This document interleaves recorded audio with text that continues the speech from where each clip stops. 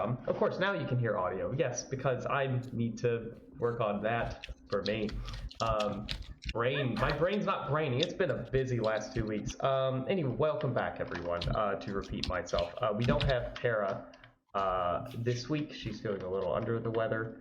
We wish her a speedy recovery. Hopefully she feels better next week. Because at this time now that I'm not in tech rehearsals for Dracula and all sorts of other things, we will be doing the regular Monday streaming. Is the plan. That is the plan. Joining me today, we have Badger the Sinric, also known as Pat. We have Sam Strike streaming, Sam. We have Hazel X Fairy, who is Charlotte. And then we have Yeast Poppy, who is Brayden. I am so glad to have you all back, especially after the last session, which was a lot of combat. But I kind of wanted to start off with something a little exciting, something a little, some stakes here and there. And just kind of get people jumping into action, a little familiar with like this settings combat, which yes, there's firearms, there's lasers, there's all sorts of crazy new classes with abilities and stuff. So just kind of dunking people face first into the crystal lake that is the 80s suffused setting of the Retroverse. But anyway, as it is also, happy almost Halloween, everyone. Woo! Let me see, where do we want to, I'm gonna get, turn off studio mode here in OBS because I don't really need it past this. But anywho, where did we left off? Oh yes, I remember where we left off. We are surrounded. You are surrounded. Now, there was something that someone told me during the break that they wanted to make sure was a thing that happened. Brayden, what was that? Yeah, so I just want, as soon as like the first Drake member came in and swatted the warehouse. Pretty much, yes. Zen immediately dropped out of their henshin form. Okay. Because Zen does not trust cops and basically does not want anyone of law enforcement to know what kind of power he has, because he is not very sure how he would be treated. Well, that is okay. Okay, well, good. That is a good, smart decision. And I, you know, thank you, Mike. Yes, thank you, sharp young man. All cops are putties. That is so true. More on that later. More on that later. All cats are beautiful, indeed. Where's my little orange fur brain? Where is he? He's around here somewhere. Anywho, so yes, so you guys are basically surrounded by members of the Drake mercenary group who busted into the warehouse where you were making your exchange with the Cult of Sludge for what you had hoped would be a rare limited edition copy of Saylog's Conquest 3, Ogre My Dead Body, for a 50-gallon drum of radioactive material. Yes, Altador, that is very true. Reducing the stakes, also not having a gun in your hand reduces the chance of someone getting twitchy. Indeed, indeed. Also, hey Lauren, welcome to the stream. So, the last thing I think I described was and also my apologies, Sam. In the last game, I forgot that your Miata was like a convertible, and so I kept referencing like the roof of the car and the windows and stuff, and I'm fixing that right because it was a convertible, right? I wasn't like, it is a convertible, yeah. I just assumed you meant like when you said that someone was standing on the car, I was like picturing them on the hood of the car. No, that makes sense. I was in my fever dream. I don't know what happened of like description of combat, as so happens every now and then with me and my rambling. But you do have a couple of members with their submachine guns pointed at you, and Zan and Rocky, as you all are congregated in or around the Miata in various, seated or not seated positions. I can't remember if all of us are in the Miata. I don't believe so. I think the plan was to begin to get everyone in the Miata. Right. And then all this shit happens. Yes. Ivy, I know that Ivy is standing just in the warehouse. She's kind of near the Miata because we had set it up in like a zoned combat. She's in the same zone as the Miata. I know that much. And then Doyle, I know, is in a different zone. You're still standing on top of the crate, the damaged stack of like crates and containers. Albeit you have recently deceased company up there with you, but that's neither here nor there. And you all. I'm kind of stranded up there by myself. I think somebody was near the base of one of the stacks of boxes, but I'm not sure if it was the one right there next to me. It was it was one of the cultists who had climbed up, and like you stabbed them with your claw glove, and then they had their head erased by a 50 caliber sniper round bullet. Oh no! I think one of our party members was near the base of one of the stacks of boxes. I'm not sure if it was the one that I'm standing on or not. Oh, I see. Yes, that was Ivy. Boxes, I remember. Yes. That is correct. Yeah. Not the same one, but a similar one. Yes. Okay. So with all of that sort of like readdressal of the stage, you keep hearing I'm so very. sorry, Adam. Just to double check, are the SWAT teams are they specifically surrounding Zen or Zen and Cassie in the Miata, and then Doyle and I are kind of like on the outskirts, or do they see us too?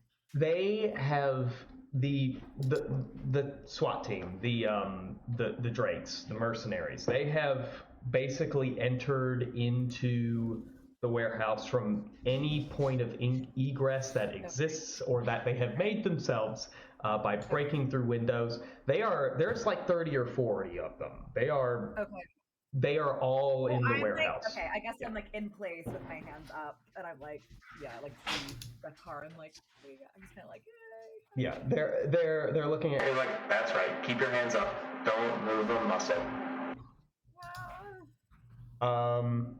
It's cool, man. Another one goes, we'll see how cool it is. Just keep chill. We'll keep chill. Got it? Hey, I hate to interrupt here. I'm in kind of a lot of pain. Y'all got like an EMT or something on your team that could possibly like take me outside and like tend to me or something? Actually, can an EMT tend to all of us? Because we were just here. We were kind of caught in crossfire. We just need to be tended to, and that would be greatly appreciated. Okay. So while you're saying that, in from the set of double warehouse doors walks another member of the Drake sort of platoon. I guess that's the right size platoon that has sort of just crashed the party.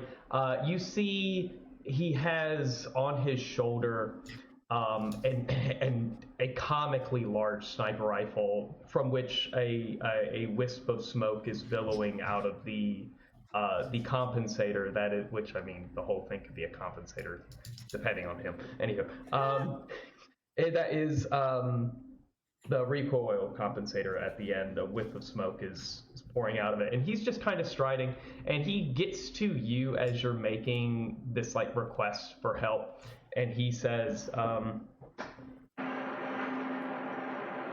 Stone, grab the quick acting meds for this one. I want him in peak talking condition in a few seconds. And hey man, I don't mean to judge or like make any like assumptions, but like, are you licensed for that? I mean, I'm sure. I'm assuming you have a license to kill, but do you have a license to heal? Because that is specifically what I am looking for right What? in this moment.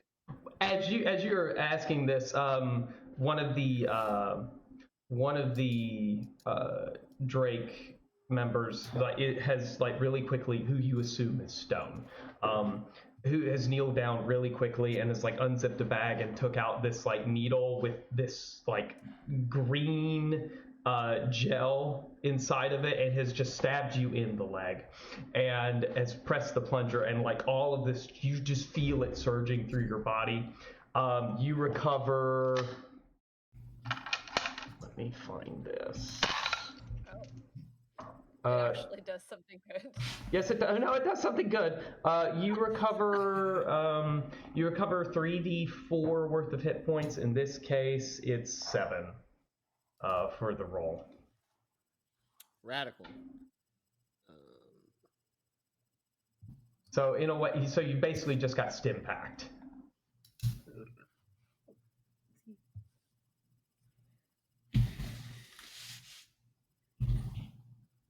And Doyle, you see the figure with the sniper rifle come walking towards you, and he keeps the gun shouldered, and he sort of puts his hand on his hip, and he says, "Oh, wait 1 second. I've got to get one bit of information that I need for this interaction because it is important. It is very important. I promise." The inside of my mouth makes it feel like I just licked a battery. That's that's a normal side effect. Don't worry about that. That'll go away in 7 hours. Okay. Cassie just kind of glances over at Zen and is like, maybe we should keep the talking to a minimum. You know what? In this situation, I would normally agree with you. However, I am a very anxious person, and this is what I do as a self-defense mechanism. But I will try to keep that in mind. Doyle, so the figure looks up And says, "Oh, Callahan, fancy running into you again, huh?" Uh-oh. You recognize this Ruh-roh. voice, this timbre, this tone of, like, sinister playfulness as a former, your former lieutenant, Lieutenant Slate Creed. What a name. Yeah, I came up with the Slate most Creed. Slate Creed. I came up with, yes, there, as it is. And he pulls off his helmet, and you can see that this individual he's a Wonari, which is the sort of dog version. Again, it's the dog version of, like, a tabaxi, right?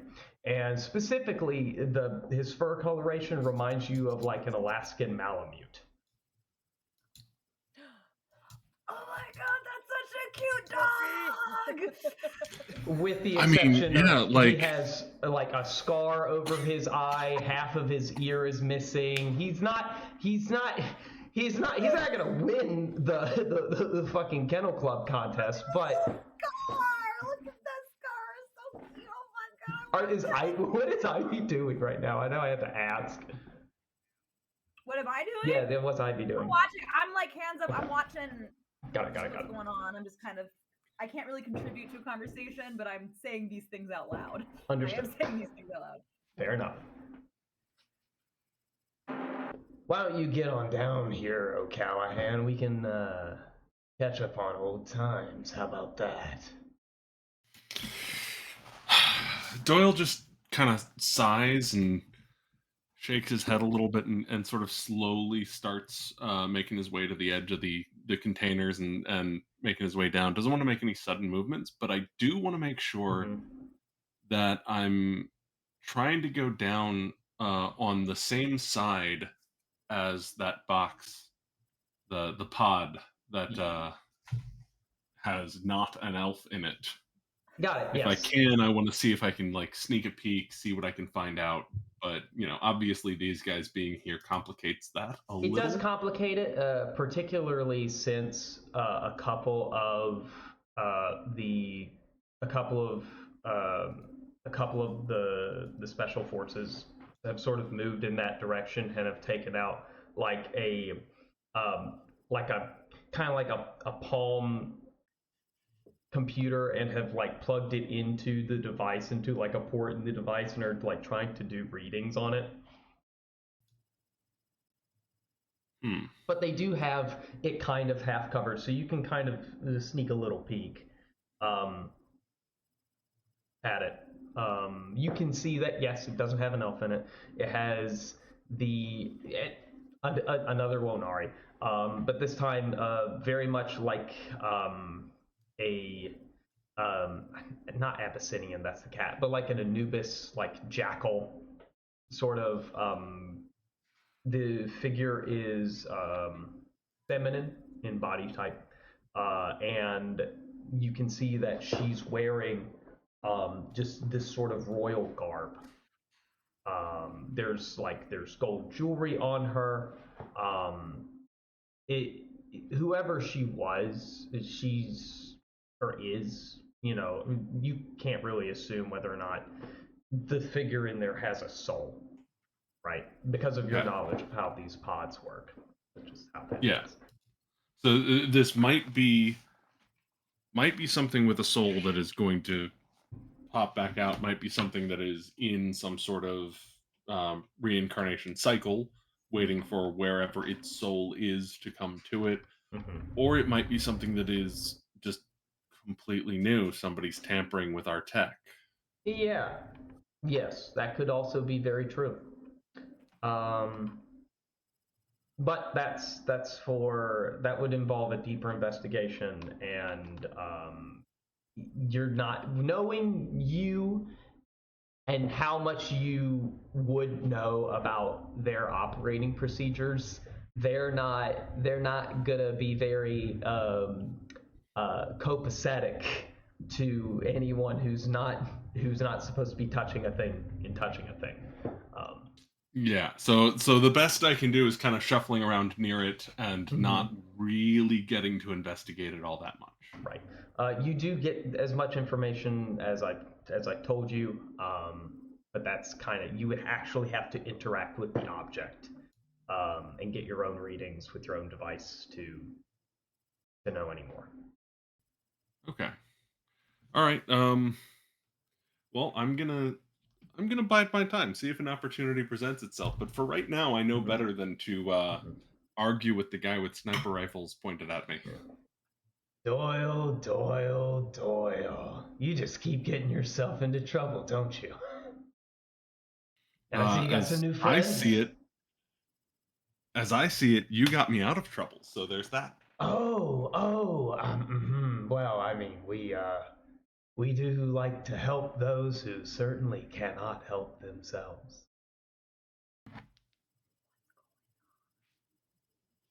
Cassie just goes, I'm a minor. Can I leave? Hold your horses there. Mrs. Plow into everything they see. Like the movie not with helping, the car. Cassie, not helping. But we'll get back to you later. You can't quite leave just yet. No. I'm not done. I'm not done with your little group here. There's we got to make sure that we extract what we came for, and that there's nothing left here to hurt anyone, or that there's no one here that could potentially hurt anyone by breaking any laws. Mr. Shiny Armor Boy. Ain't that right, Henshin? Yeah, I'm talking to you. Don't say anything. I think you misunderstood.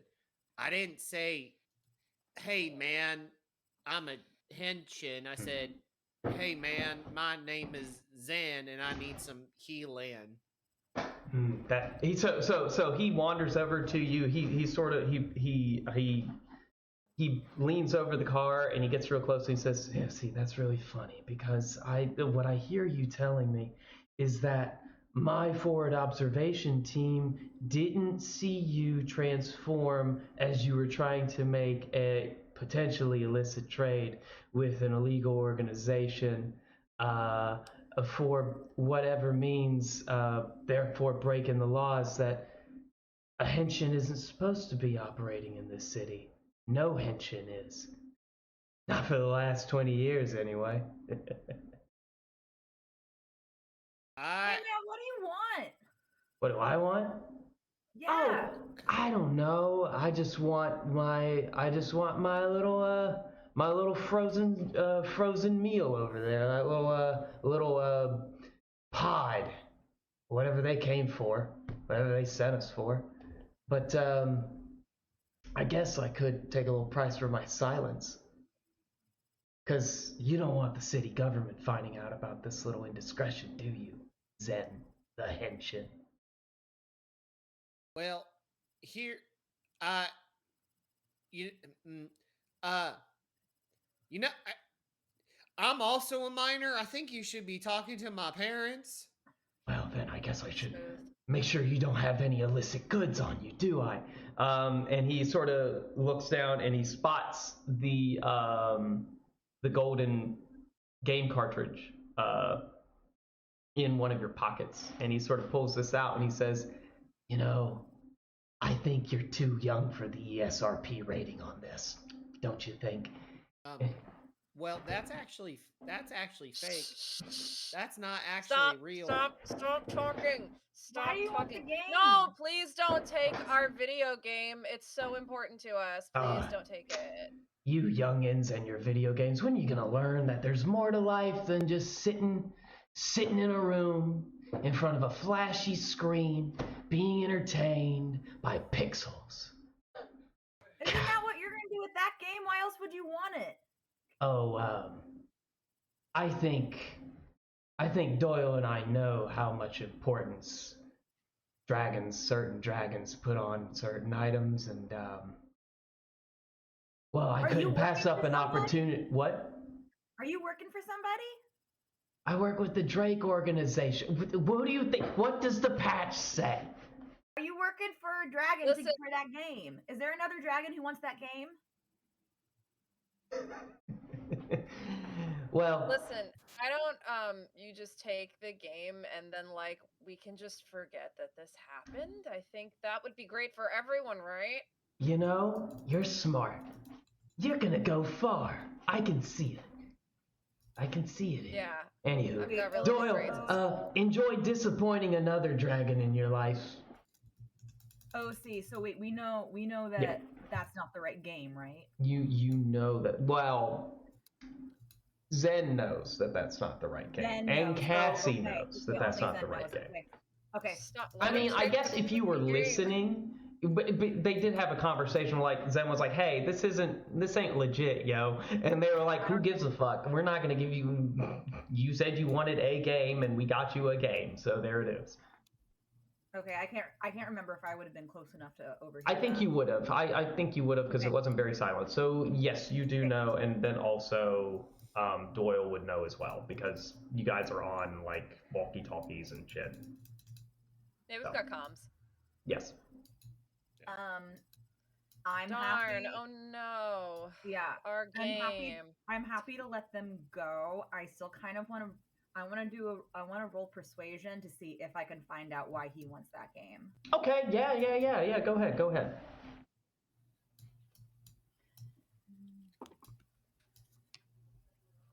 Yeah, I rolled a 9. It's okay. You did ask the question. He will respond to you. He's not just gonna like ignore you. He'll walk over and say, "Well, you know, certain things have certain powers, and certain powers are sought after by various people in this world. And the type of organization I work for likes to make sure that these little bits of these little doohickeys don't get in the wrong hands. And one of these days, your little dragon friend Reggie and his little stockpile of bullshit, useless. He just lets it sit there. He doesn't use it. I don't understand. One of these days, his number's gonna come up, and we're gonna come and rob him for all he's worth." Oh darn. Well, I guess we'll just have to call this whole thing a wash, huh? All right, guys, let's go. Yeah, yeah. All right. Well, have a safe trip back. Don't let the door hit you on the way out, and please be safe and make sure you buckle your seatbelts. Oh, don't worry. Where we're going, we don't need doors. And one of the drakes puts like C4 on a wall and just blows it up, and they exit through the exit in the hole they made. That's just There's a door. already a we.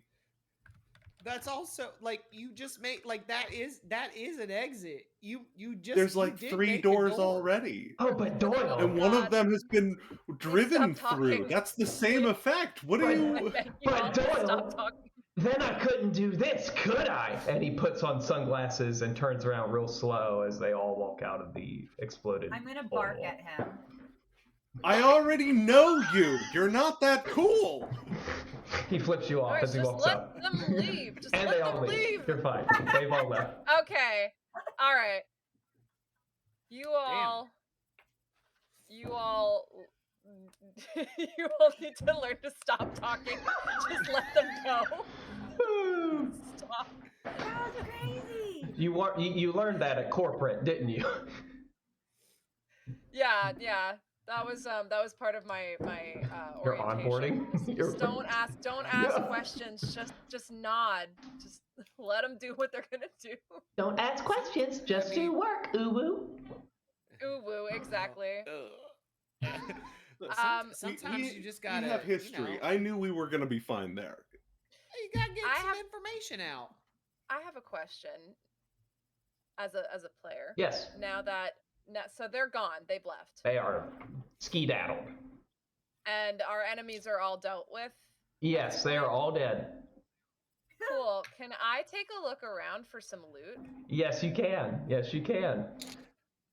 Yeah, now that they're gone, I want to investigate as much as I can. Oh, yes, of course. I just want cool loot. No, get cool loot. Get cool loot. Let me see. What did they have? I mean, you find the pipe wrench, right? You find the pipe. That is not a wrench. You find the katana, which just works basically like a longsword. You find. Let me find the actual stats that you would get for the other weapons that are kind of here. Uno momento. While you're looking for that, and we're looking around, I go up to Doyle and I'm like, you knew that Malamute? I mean, kind of. For, Mostly, yeah, I guess. So Together? Patrick, I'm gonna fill you in and also the audience in kind of who this character Yeah. NPC is. Okay, so when you worked with the Drakes, he was basically your platoon commander. It's Lieutenant Slate Creed. He's been the commander of the same platoon that's been in charge of mostly acquisitions, which is why you were okay dealing with his bullshit because of stuff that you wanted to do. But that's it. He's this is always his attitude. He definitely has a superiority complex. Yeah, that tracks. There we go. Kitty has entered the chat. Oh, is that your corporate overlord? Yeah, this is my patron. Is that your Oh my patron? god, Lord. Love it. No notes. Okay, dragging this computer over here so I can read this out and be talking in the microphone at the same time because that's important. You have the pistol, the Desert Eagle. That is a. Trying to figure out where. Sorry. That's going to be kind of a. Oh, wow, they didn't. I just added a weapon that doesn't exist in the whole thing. That's great. Anywho, it counts as a, we're going to say it's a pistol. It does like a 1d6 piercing. The range is 45 over 90. And then it uses ammunition. It has the loading and light properties, and that's going to be I'm trying to figure out how many bullets does a Desert Eagle hold? Like 13, 10, 8? What's a clip normally? Is Honey, do you know how many bullets are in the mag of a Desert Eagle? Is it 11? 6 or 7? All right, well there you go. 7 if you load one in the chamber, but normally 6. We'll say it has a ammo count of 7, like max ammo count of 7. So there you go. That works out. And then you have obviously the Uzi. The Uzis count as blasters. They're going to be 1d8. They have a range of 90 over 180. Even though it is like a submachine gun, and they were extrapolating the amount of ammo because you can fire it in bursts and like try to count how many you fire, but that's kind of ridiculous. We're just going to say it has 12 attacks that you can make with it before you have to reload it. I think that's fair enough.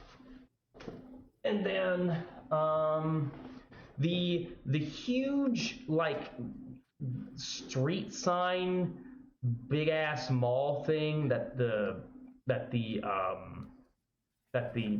mutant, the super mutant, was using, that's not really wieldable by anyone who has like a strength of less than 20, like in any feasible So Doyle is not going to touch it.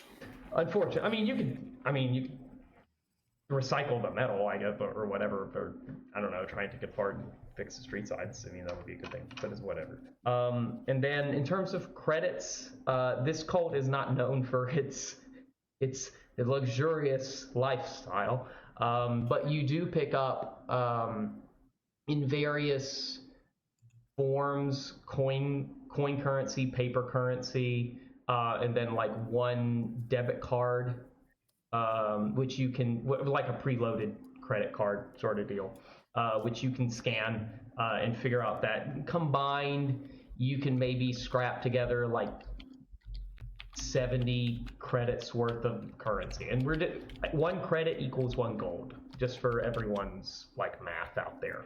And because credits are super cyberpunk, and that's fun. It is what it is. Okay. Is there any like syringes, like healing syringes around? For them, from the cult, no, they don't much care about healing themselves. Okay.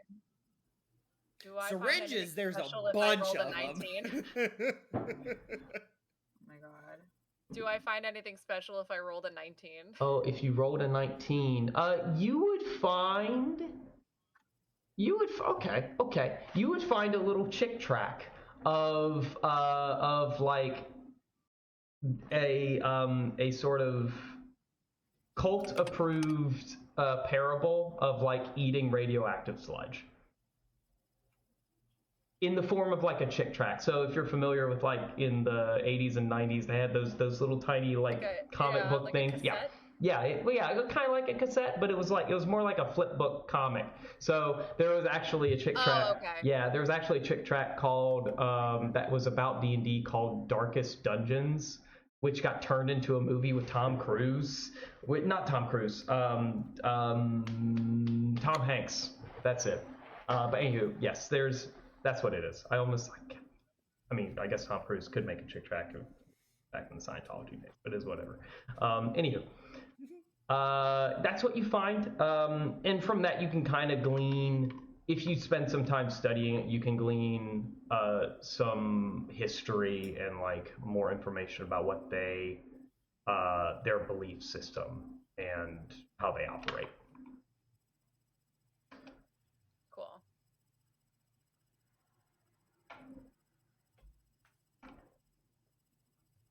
All right. Well, I guess we should go back to Reggie and tell him this whole thing was a bust or whatever.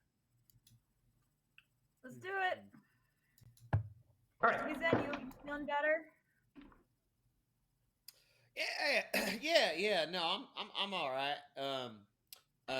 The shot in my leg hurt, and then I tasted batteries, And now there's kind of like this like neon green film like over my eyes, and it's kind of making everything look like a little fuzzy, but also kind of green. I'm hoping that'll go away within a couple of hours, but so I'll probably just ride the back with Rocky, and Yeah, I just might like take a look. just vibe and just like see what the world Yeah. looks like when it's green. Yeah, I also might just pass out and just take a nap. Oh, okay. Well, whatever helps you feel your best. Go on back. Whatever keeps you from talking. All right. Well, that Sir, was would you like me to put on your white noise playlist? You know what? No, that is just fine, Rocky. Sampling white noise playlist. You know,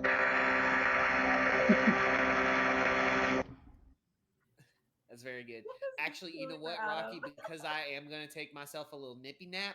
Why don't you talk to Cassie the whole way? I'm sure she would love the conversation. Hello, Cassie. No, I've been I'm- informed to engage in small talk and large talk with you for the entire duration of our traveling period. Great. I love this for me. How do you feel about discussing the ethics of binary quantum entanglement? Hey Rocky, do you have like I don't know, like access to like music or anything? Can you like play some tunes for us to just like listen to on the ride back? I do. How about playlist Zen's personal time for his ears only, not to be played out loud by anyone else? Playlist. Oh yeah, I think we should listen to that one. Perfect. All right, Beginning. well, Shuffle now. I don't think I'm taking a nap anymore. It's too late. It's already playing, and they're hearing all of your dirty favorite songs that you love. All of your My guilty dirty, all your guilty my all your guilty dirty. pleasures. Hey, I heard that Neon Gaga came out with the new single, and it's like really sick. Neon Gaga, love it. That's on there. Very good. Very Sailor. Yes, Ultador. Sailor Moon theme song starts. That'd be brilliant. Oh my Thanks, god. actually. All We're right. driving along, and to every eventually, like single the one time really warp comes loudly. on. Mhm. Yeah, we're driving along, and I'm just hating everything, and then all of a sudden, the time warp comes on at one point. And I'm just like, actually, you know what? This one kind of hits. This one hits. Slaps. This one Pretty kinda- good. This one kind of slaps. This one kind of slaps. So, as you all get in the Miata and drive away from the scene of carnage, keep in mind that Old Metro is huge. It is rather large. It is again, it's very much the size of scope is like Mega City 1 in like the Judge Dredd universe, or the mega cities in general. So you're going to be driving through these city streets, and it's kind of getting it's kind of like that mid-afternoon vibe in the sky, right? Where you can't see the sun, but the sky is still kind of bright because there are no like super tall skyscrapers, but there are some buildings that are pretty high for city standards. Tenement buildings, right? You have some low slung ones, but all concrete, all very much in the style of what you would find in Brooklyn, Queens, sort of some parts of Philly, right?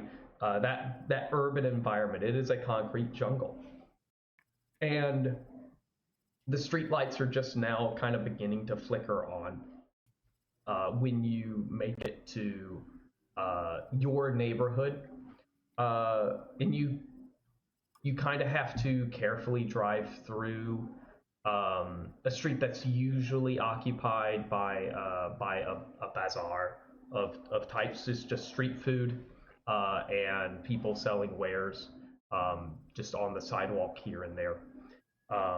One of you might pull up to a little ramen like food cart, and like get some for everyone on your final leg of your journey back to Reggie's warehouse.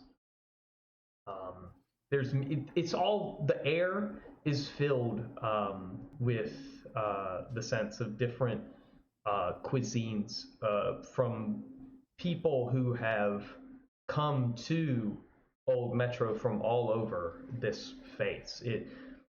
Old Metro, from what you've lived in it, it's not a very illustrious place, but there's a lot more here in terms of opportunity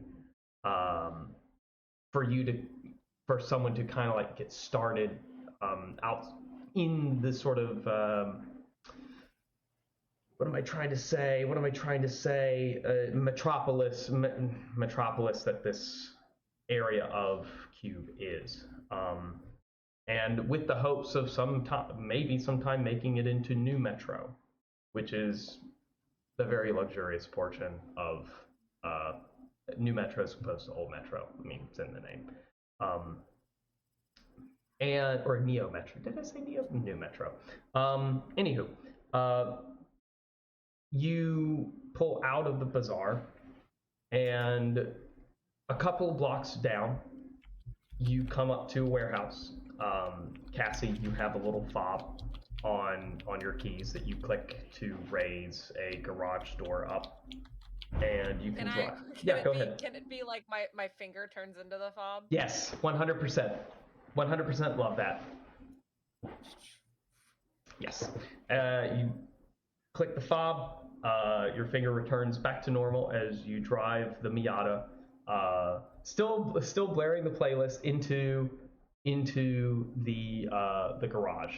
You see a number of you see one spot that's sort of off to the corner and like that's empty. That's sort of like some trash is piled up there. It's not really kept really clean, but that's your spot for your vehicle, while the rest of the garage is mostly vehicles that Reggie has collected and owned that he keeps spotless, and like he doesn't like a single thing that's out of place in any of those car spots, but he has assigned that corner for his employees, so to speak. Yeah, his all very nice cars, and then my shitty little beat up Miata just pulls in. That it's like there's not really a light that shines down in that area, and that's mostly so that he does. I mean, he's a dragon. Yes, he's a dragon. He has dark vision, but he does what he can. Yes. So you. All right, so we pull in, and I turn off the car, and I get out, and the roof is down, but I slam the door behind me, and I just go, Reg, we got a bunk deal. You hear. I'm trying to find the best voice for this. I have one. It's just a matter of I've got to get to it. Oh, that's the right one. Yes. You hear a voice from the. As soon as you turn the car off, you hear a voice kind of from a distance.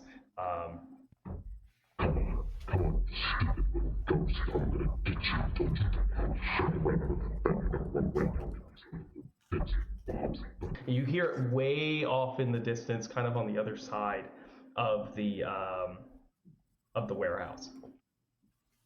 Oh, Cassie, I think he's getting stuck on Pac-Man again. Puck-Man. Oh, sorry. Puck-Man. I think he might be stuck on Puck-Man again.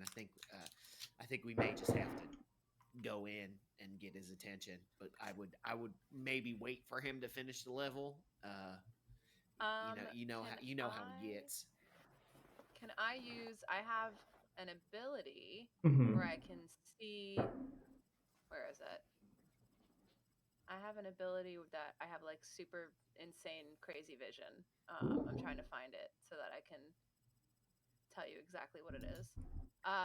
Scanning sight, I can override my normal vision and activate a set of scanners deep in my skull. The sight has a range of 60 feet and allows me to see through any non-magical wall up to this range. So can I use that to try to like look inside and look for Reggie and see what's going on? Yeah, 100%. You totally can. The outside, as soon as you turn that on, you as the player, become aware of what Cassie remembers, which is that you can't see through the outside of the warehouse because he has warded it. But the inside you can see through, and you can see directly through like some of the rooms, but it's like your vision is passing through layers and layers of material until it exits onto having a clear sight of Reggie. You can see this laser dragon, this humongous purple laser dragon, hunched over. This in his claws he has like a huge makeshift like joystick button like fight pad that it seems cobbled together, and you can see he's like head really staring straight intensely at this one arcade cabinet that's set aside from the rest of them. Behind the arcade cabinet, the wall of the warehouse is completely charred all to bits. You can see the outline of, it's basically the outline of old arcade cabinets that have sat there before. And he's playing, and you hear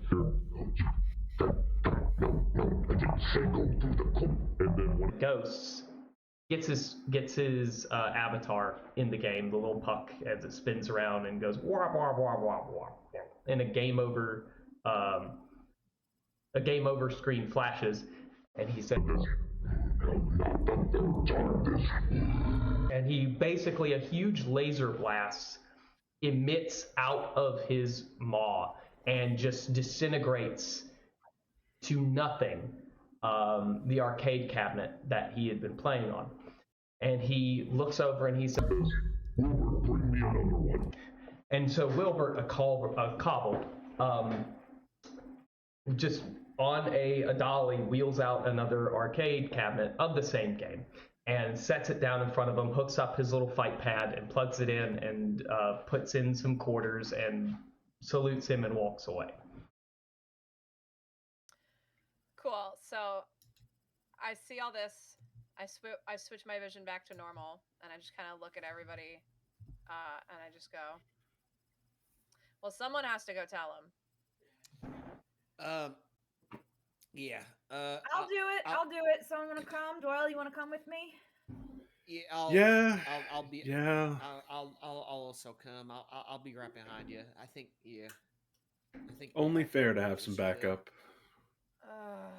Okay, I guess I'll follow from a safe distance. Can we, even though we didn't see what Cassie saw, do we hear? Yes. Infer? Oh yes. You hear. You can hear. Mood. Oh yeah. You can hear his voice, booming voice, throughout the entire warehouse, and of course you hear the of the laser breath as it shoots. Okay. And the light fills the warehouse, obviously. It's nearly blinding. Okay. So I'm gonna take out my keytar and I'm gonna start playing some soothing music. Okay. Okay. As we enter. Like kind of just soft, whatever I can make that's lo-fi-esque with the guitar. Music shall soothe the savage beast. I mean, so we hope. Yeah. Hey, Doyle, you have a pretty calm demeanor. I'm gonna play this, and then I can kind of like encourage. I'll sort of. I feel like you should lead very calmly, and I'll just be like, everything. Yeah. Yeah, we can make this work. We can make this work. I think we can. So, has the new console been set up yet? Yes, it has. Verily, I say it has. So, I think at this point, so it's been set up. Is he like mid game again, or? Yes, he's mid game. He's definitely mid game. Mid game. All right, so I'm gonna wait until the next time he reaches like a level or a death Mm-hmm. and has paused himself naturally. Fair enough. He. So he's playing. It's silent, and then you hear the guitar music, and then you see Reggie sort of like his head kind of And snaps away. I'll roll I'm gonna roll for performance to see how well I'm Yeah. selling this. Just casually I love walking that. and playing a guitar. Like, No, I love bruh. it. No, that's perfect. Go ahead. Oh, she's not rolling well tonight. I rolled a Dice jail. 6. A what? A 6? Okay. Yeah. Okay. Put those dice in dice jail. Get you some new dice. That's for No, true. I have to blow on it. I'm trying out a die. I have a dice tray now. So Oh yeah, very Oh, nice. it's fun. So, blow on it. So he like looks over his shoulder when he hears the Mhm. music. yes, and you all see him sort of like let go of his pad as one talon clicks the pause button, which he has built in, Okay. modded into, and you see like a glitchy pause screen on the Puckman arcade cabinet. And as his head turns to get a full look at you, you see his form shrink and change and polymorph itself with the innate magic that dragons have into his more human avatar.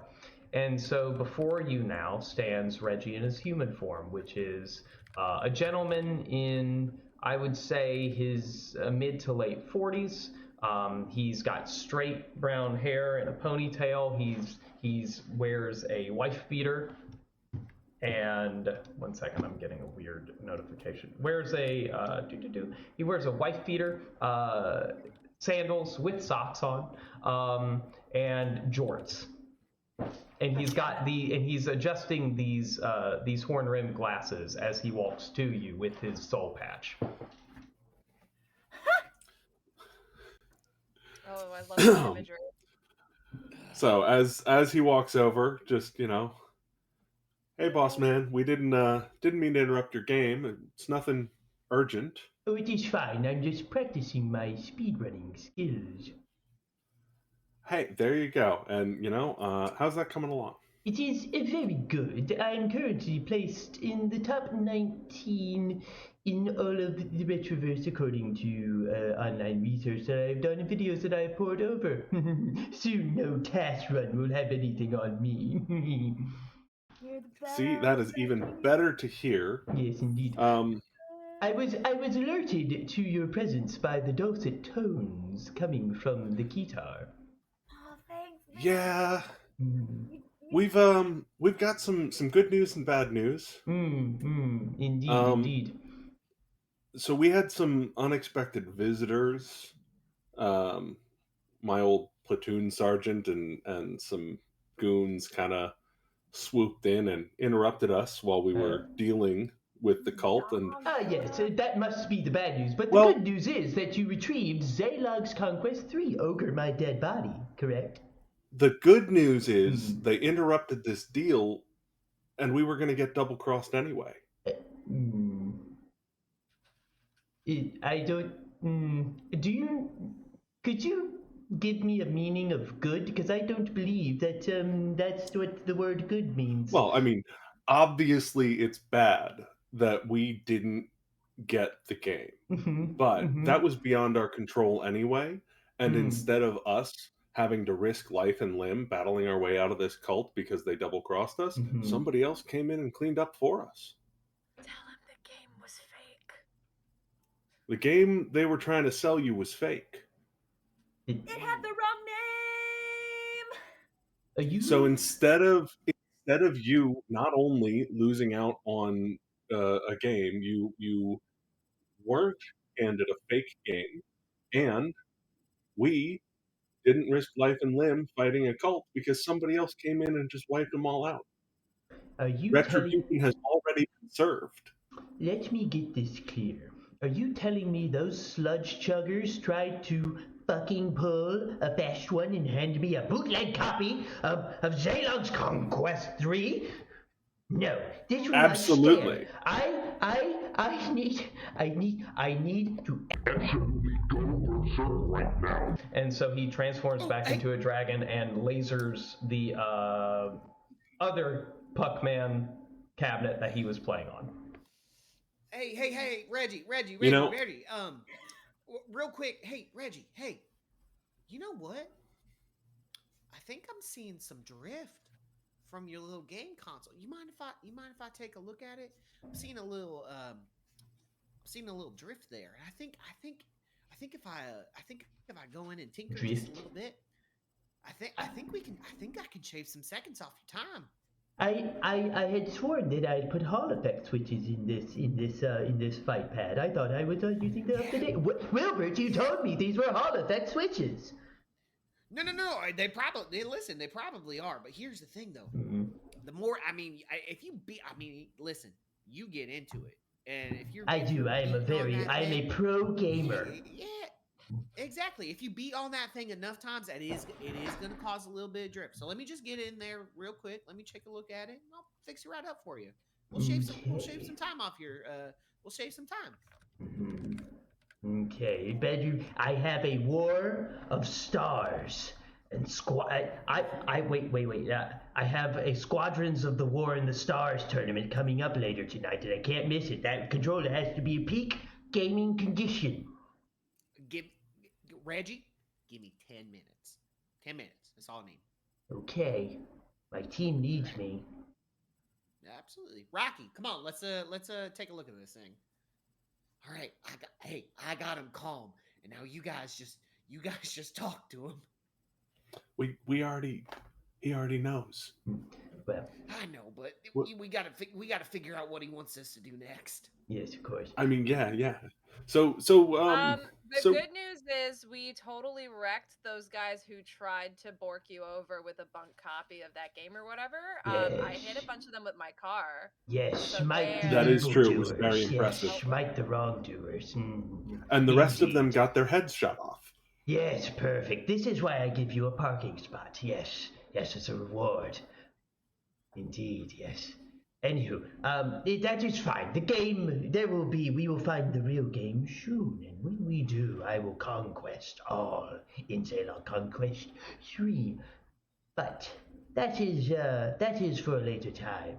I have news, an update from my connection in the various worlds of the Retroverse.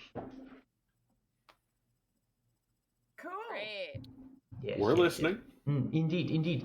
A Professor Elwood Green has called me for my special capabilities and services in order to assist him by providing him with assistance, such as yourselves.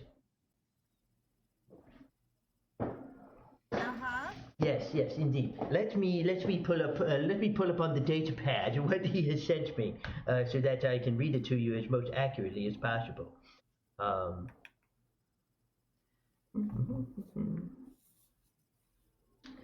Professor Elwood Green. He lives in the Dreadlands, way out in the west, and in Port Kingsmouth. Yes, he's a scientist.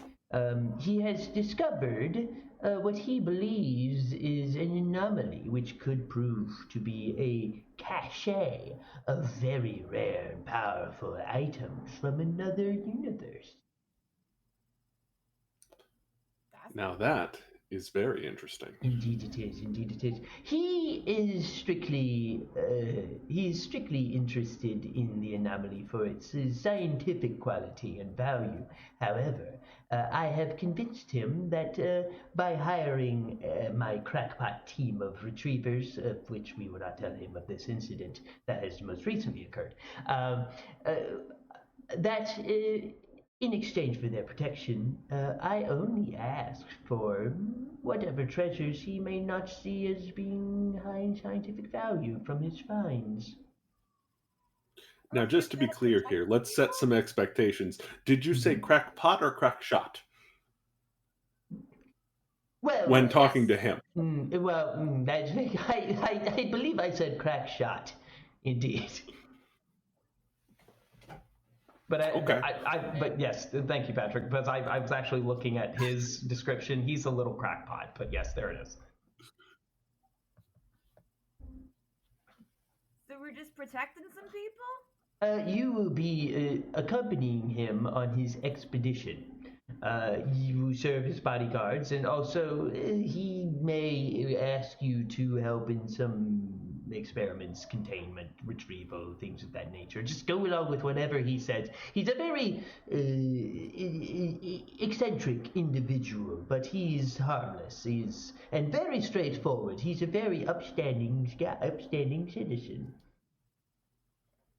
Like all the people you have dealings with. Well, now, Doyle. If I recall that when you approached me, you had recently been relieved of your last working position. Now, and I have a heart. I give people chances. I do. And I really do appreciate that. I have had many chances to risk life and limb for your collection, and because of that, I have had many chances to advance my own research. It's all about give and take. I get it. Yes, that's But exactly right. every once in a while, we go on one of these jobs, and we're told that we're working with an upstanding citizen, and then we end up getting double-crossed. So, again, just setting expectations. Of course. Well, I can guarantee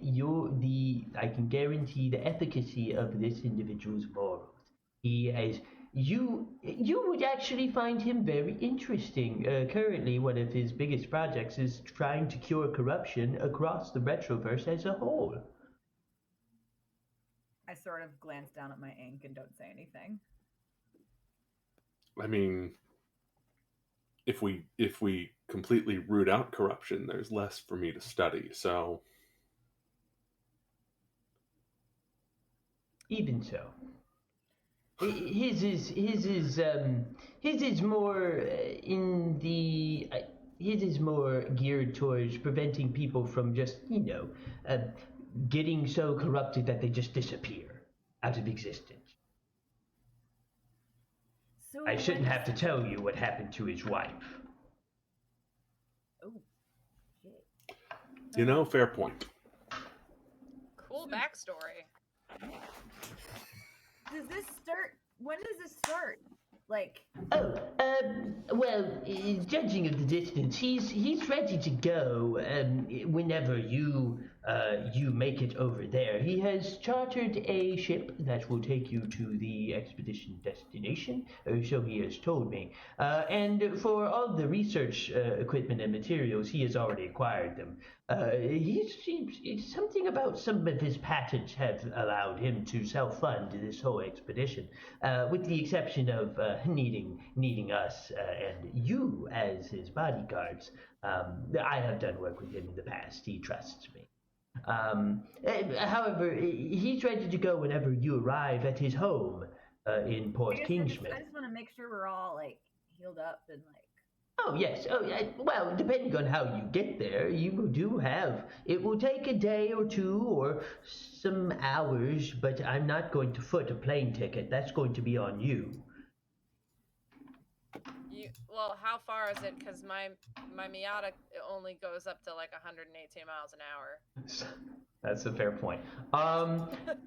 Extrapolating kind of distances here, you can assume for just sort of like weird timey-wimey placey-wacey purposes, that where the sort of area you are in right now, I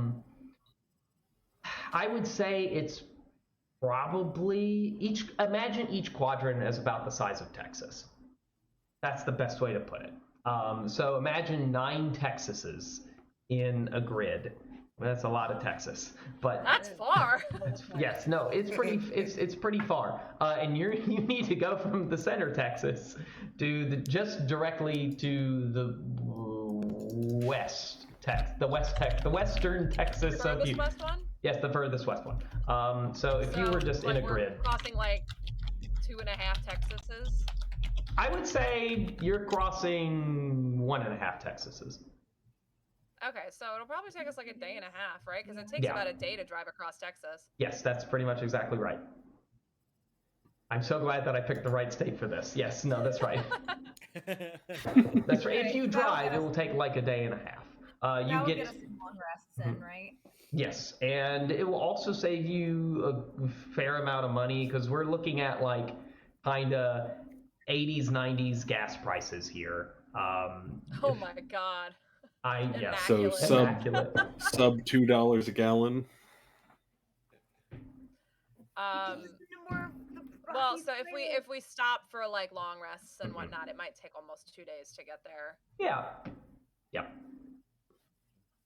And you don't have to leave right now. Yeah. As all this is going on, Zen will shout over from the controller pad and say, "All right, Reggie, I think it's all good. I got some triple U 4000, and I think we're gonna be good now. I think that thing is slicker. That thing is slicker than a camel's back." He moves the stick around. Why, this is superb lubricant. Absolutely, that's It's what I'm fantastic. Listen, it's that It's triple amazing. triple W 4000. Well, how about this? How about I'll give you some directions and stuff later. I'll give you his address and all that. You can plug it into your nav system, and I'll let you figure out how you want to get over there. Meanwhile, how about you all just relax and chill and get something to eat. I have some instant ramen in the cabinets. It's right there. And while the characters are doing that, we're also going to take a break. We're going to be back in like 10 minutes, so 8:26 your time. And I'll still be here. We'll be here. It's just we're just going to allow people to stand up and break and chill to chat, and that's it. So yeah. Yeah, you're welcome. So if you need to go get something, do something, pause your cameras, mute your mic, whatever you want to do, and we'll be back, and I'll be here to chat. Cool. Be right back. Let's go through some subs. Ulti, thank you so much. Oh my god, for resubscribing. I appreciate it, my dude. Then let's see, it's all the subs we have, I believe. Actually, I'm gonna go right to webcam only. Since actually, can I do it right here? I believe I can. Check 1, 2. Yay! Look at that. Boom. Here we are. Big Pally on the screen. Anywho, I'm glad you guys are joining us for the second session. Like I said, this is going to be every Monday at 7 now, barring holidays, of course, and emergencies that, are hard to foresee. Last 2 weeks were kind of a fluke, just a little fluke, but I'm glad we got it started, glad we got the first session out and everything. And yeah, we're gonna be taking 2 breaks tonight. I meant to give them one. It was a little bad on me. I meant to give them one like 15 minutes ago, but it's okay. We're gonna take another one at 9:15, and then we're gonna close out at 10. Let me see. Ultador, a day and a half of Zen's playlist and the alphabet game. Whew. Well, I'm gonna have to repeat that. My God, I'm gonna have to repeat that playlist a few times. Hopefully, they can add some more songs and find some other entertainment. Of course, they have other options, and I'll tell them this. I think I've given a couple of options if they don't want to just drive the whole way, because as anachronistic as this system is, right, as the setting is, they have a couple of options. They can drive, they can take a bus, they can take a train, there is a train, or they could take a plane. But they're gonna have to figure out what is best for their collective resources and kind of what else they may want, weigh that against what else they may want to buy, right? Because driving is free. There could be more potential for interruptions, random things that may happen. random things, random rewards, random things, quests and stuff they may find, NPCs they may run into. But it's very low cost. The bus is, I mean, similar amount of time, but less likely to run into like issues, as opposed to driving, like in terms of random encounters and stuff. The train, is pretty much like straightforward there. It's nonstop, right? Which is also an issue. If they spot something along the road, they can really just stop the train or the bus. And then plane, it's direct, it's fast, it's expensive. It's generally speaking, I say that now I've just input like a whole air of uncertainty, right? It is safe, generally speaking, but it's expensive. Oh, it's expensive. So they're gonna have to make some choices as to how they want to travel. All of which are fine. They all work out in their own ways.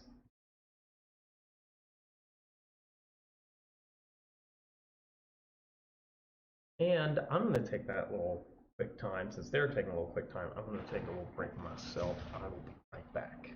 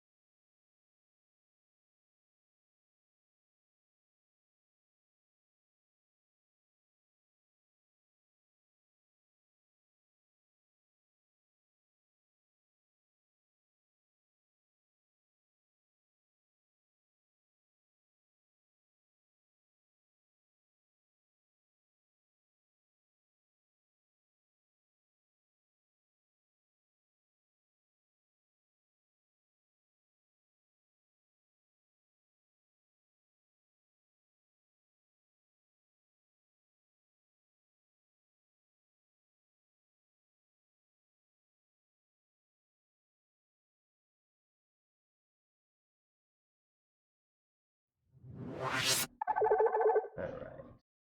Hello everyone. Here's Kat. Oh, thanks, Altador. Yeah, I do like that.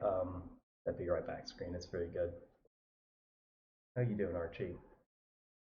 Okay. Oh, you want up? You want out? Part of my bullshit. Okay.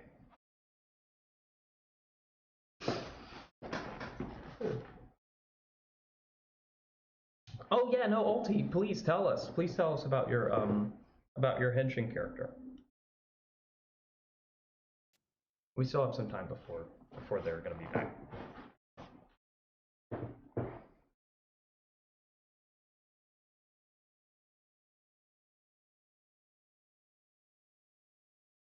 Because I love talking about character concepts with folks, especially like character classes and things that I enjoy, right? So I'll talk with you about henshin and paladins and actually druids now. I've been started to really like starting to really like druids. I which more druids more like the magical side rather than like the wild shape side, although some of them are fun.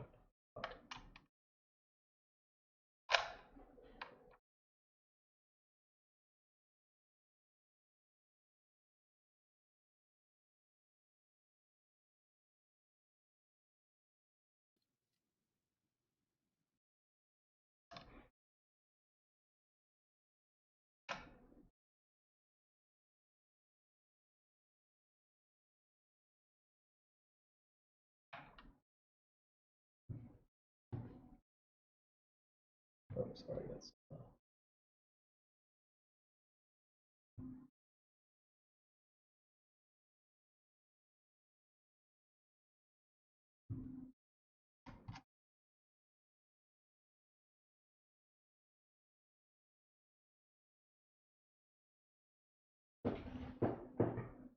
So, alright, so Ultidor. So I'm plotting a campaign with 3 Power Mask Henchins and a Muscle Sorcerer, amazing, who are literally going to be doing Ginyu Force hell yeah, introductions, and then a Corporate Overlord Warlock who is so done with their crap. I love that.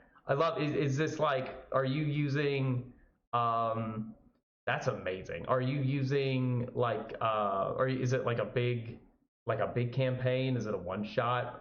And I'm interested in like where like what the places are and the places you're using are too. That's dope. I love that. The thing also that's really cool about the henchins is when you get, if you get multiple henchins, right? If you have a party full of henshin, their Zeka, they have a special rule, a special feature where the Zekas can like combine, and like it's the best little meta class. It's so cool that you can have classes, some class design where like there is a feature that they can do together, like combined attack stuff. I love that. I love that as like a mechanic. I wish D&D had more of that. Like if 3 mages or 3 wizards started casting a spell at the same time, like it could produce an effect, or like if they drew the same magic circle. I wish there was more canonized mechanics like that.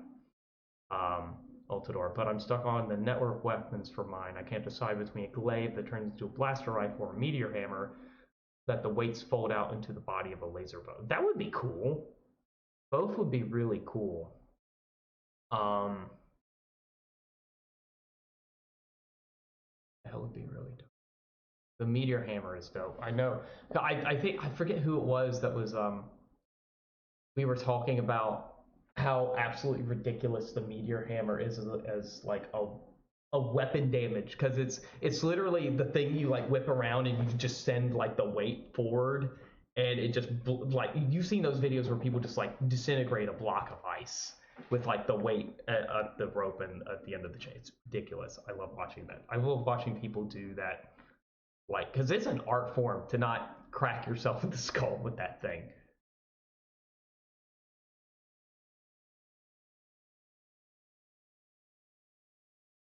Sharp young man. Agreed, especially multicaster spellcasting. Yes, I do agree. I wish there was more of that. I wish there was way more of that.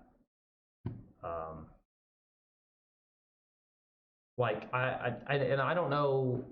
It might be too far and like too into the weeds to say things like combined maneuvers for fighters. Although, if like now I say that now, if like formations were a thing, like Patrick would Patrick knows, maybe has experienced this before, but Mark, who's our mutual friend, he once had us fight a phalanx of bugbears, and them being in a phalanx formation gave them bonuses to their AC and shit, and like their spear attacks, and like it was nuts. I was like, oh my god, okay, it's very creative, and I wish more things like that were kind of canonized. But we are back, I believe. I was hoping to get my camera fixed between now and then, but it looks like the problem is just that my camera is no longer supported. So Oh no! I'm just gonna have to update that. Oof. Oh Yeah, yeah, so your drivers? Yeah, like it's just I can, in the camera app itself, I can adjust everything the way that I want it to, and then anytime anything else tries to access it, it throws out all the settings and freezes it at a certain width and will not change anything. So that sucks. And then OBS just doesn't want to believe that it exists at all. That's So, man. There's a lot of driver shit going on. I haven't updated the NVIDIA driver because they still haven't fixed the problem that people are experiencing now, where iCube just uses up like all of your CPU because of the driver, and it just crashes everything. I still haven't updated it. I think there was a recent Windows 11 update too. Like, man, they just pile out shit all at the same time. Oh, Break so much stuff. By next stream, I will have the camera stuff sorted out. Yeah, that's Just, fine. you know. Yeah, no This worries. time, you guys don't get to see me. Oh, it's okay. It's all good. We get to hear your lovely voice, and that is special. That is special enough for me. I mean, I did go to school for broadcasting, so I hope my voice sounds special. Oh my god. Yeah, you did. Nice. I hear it. It sounds lovely. Putting that degree to good use. Yeah, baby. Absolutely. You know, a full, 15 years after I got it. Loves it. All right, so let me see. You guys were dismissed, essentially. And I was explaining to our lovely audience, I was explaining to them kind of so you can drive. You are super open and free to drive. It is the lowest cost form of transportation available to you, which means that you won't have to dip into any of your resources to do that. Things like similar to like daily food and things like that, I don't generally keep track of. But if it is a special expense, for example, if you wanted to take a bus, right, I would say that you would have to take all of your combined wealth and look at, I would say, using a third of that for the bus tickets. However, it does guarantee you some safety in traveling, right? Because it's harder buses generally do sometimes have escorts depending on their route, and there's more people. Buses typically don't get harassed as much. However, you do make some stops, so you can buy some things along the way, but you don't get to pick and choose, so there's less freedom there. Whereas if you drive, you can stop wherever you want. You can go wherever you want, take whatever route you want. You can go in the complete opposite direction, and forget I said anything about going to Professor Elwood Green's house. Please don't. However, that option technically On that note, still exists. On that note, having our car means we can leave whenever we want. Which Yes. I am in favor of. That is a good in favor. That is a good in favor. That's why I drive to family gatherings. Yeah. There is also, you can take a train called the Oneric Express. It's a line that runs from Old Metro to Fort Kingsmouth. It has it has a medium cost, so you're probably looking at half of your collective wealth kind of spent on that. It makes not as frequent stops. It is extremely safe, but it takes it's a little bit faster than a drive compared to a bus. Compared to a bus and a drive, it's a little bit faster. I mean, if we're doing this and not getting paid for our own transport, I like the idea of taking the car because of what you just said, Sam. Of it's there for us. If shit goes down, we have it available. Who cares if it takes the extra day? I do like train, but also train run on schedule. Car, we go when we want. That's true. That's true. I like that option. That's my vote. Yeah, I agree. All right. Excellent. Okay. I agree. So it seems like we're all settled. I won't even read out the plane option then. It seems like we are all settled, which would cost. It's not so expensive. We can't afford that. We're barely getting paid. You technically can. It's but the trade-off is that is all you can afford is the plane ticket. That's the trade. That's kind of, instead of giving costs, I like to kind of give tiers of cost. That way you can kind of feel like you don't have to get into the minutia of math and shit. These are 90s gas prices. Gas is $1.25 a gallon. Let's go. Baby. Go take that and run with it. I agree. But speaking of currency, though, Yeah. DM, like, what is? Obviously, Cassie picked up about 70 credits from the warehouse. Yes. But do we have like an established pool of money? Do we all have like our own individual credits? Like what does that look like? That is a good question. You all should have, from your character creation, there should be a pool of credits that your class and background kind of maybe allows you to get access to. And I'm going to say that you've made a little more money past that 70 credits. So I'm going to also give each of you an extra 20 credits, like just 20 credits for each of you, just so in case your background didn't give you any money for whatever reason, you're not stuck just being broke. That will give you some options later on.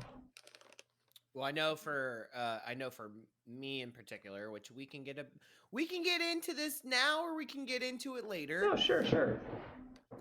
I don't know what my background is. Oh, that is true. DM. That is true. Yes, you have given me basically kind of free reign to kind of do whatever with, which I appreciate. Yeah, that's a lot Zen of trust. Does not have, Zen has no memory from before he was turned into a cyborg. Yep. So. That's exactly right. Oh, I did wanted to take. That's pretty cowboy energy too, to like not have a background. Like, I'm a lone wolf, and I'm a lone wolf. You're in the present, Little you're in bit the of a now. wanderer here and there. I also did want to take this time to point out to our audience that I have, if you hover over the screen on the right side, if you're watching on Twitch, if you hover over the screen on the right side, there will be a little pop-up component. It's Giphy. You can type in whatever GIF you want there, and it'll queue it up, and it'll send it to the stream, and it should play, hopefully, somewhere. Maybe? Have I done it right? Oh, Lord. On the stream? It should play it on the stream. I thought I had it set up to. Maybe? Come on. Don't do this to me. Don't do this to me. I don't know what's happening. Oh well, I'll have to fix that. I'll try and fix that on another break. I thought I had it fixed working the last time because it was working really nicely in one of the last streams, but that's okay. That's okay. Ignore everything I just said. Just forget it. But so Zen, I guess also on your to explain kind of what your character would know about the illegality of being a henchman in Old Metro. Mm-hmm. There did used to be a fairly prominent henchman group in. One second, trying to get the name of it. I had it. Had it. Pulling it up again. Oh. Put it in the.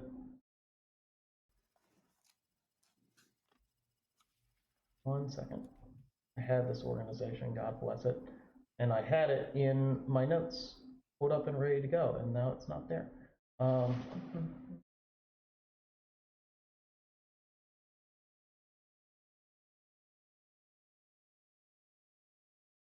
Give me 1 second, folks. Sorry about that. Take your time. We're getting into backstory stuff. You gotta make sure all your facts are correct. No, for real. And it's like, here's the thing.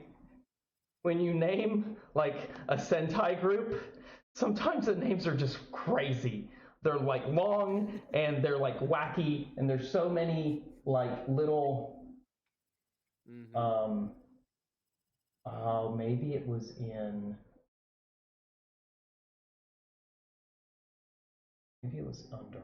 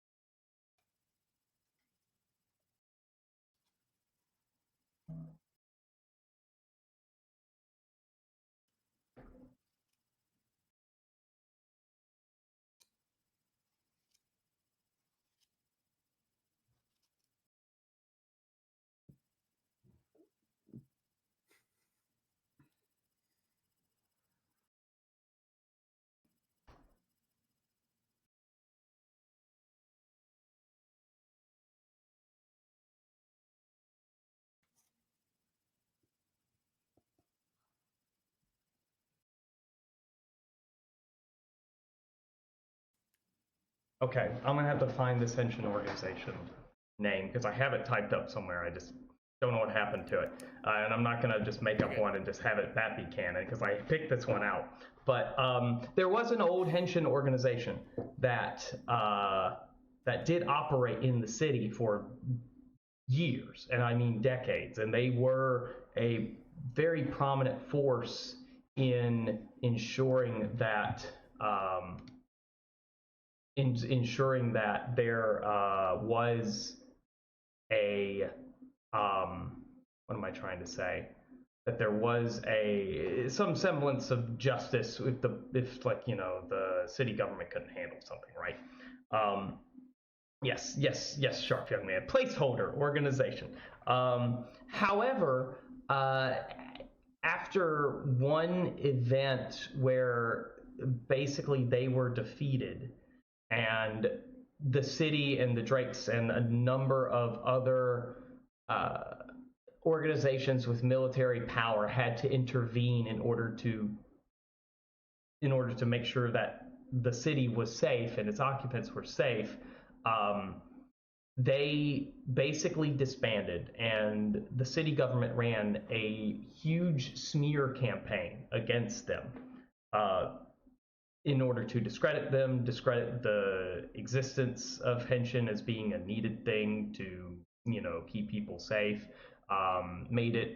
passed all these laws, making it kind of illegal to operate as a Henshin within the city's limits without a license. They did pass that. However, they have not issued any licenses in the last 10, 20 years since this law came into effect. You know this. Explains why Slate was so cocky. Yes, it does. And you know this, Zen, because Clyde told you about it while you were with him. Mm-hmm. So, Clyde, who was your mentor, this is just so the audience knows. And that's kind of the whole gist of why that thing was. That's also probably what prompted you to transform out of your Henshin situation. Yeah, whether or not you knew, whether or not you suspected that, because that's something. He told me that in chat over the little break we had. He had no idea that that was because I don't think I've ever told you anything about laws and Henshin. No, I was like, all right, no, that's fair. Good on him.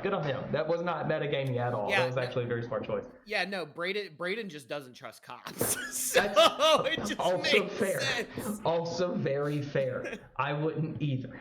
Also very fair. Let me see. Uno momento. Gotta fix something real quick. There it is. That should be good. Okay. Yes. So as where we? Oh yeah, you guys were busy deciding. We're driving the car. Driving the car. Yes. Okay. So you are driving the car. That trip is going to take a day and a half. But yes, Okay, go ahead, and Charlie. can we assume that we are back to full health over the course of this? Yes, you have taken. Okay, We're go going to ahead. say you have taken a long rest.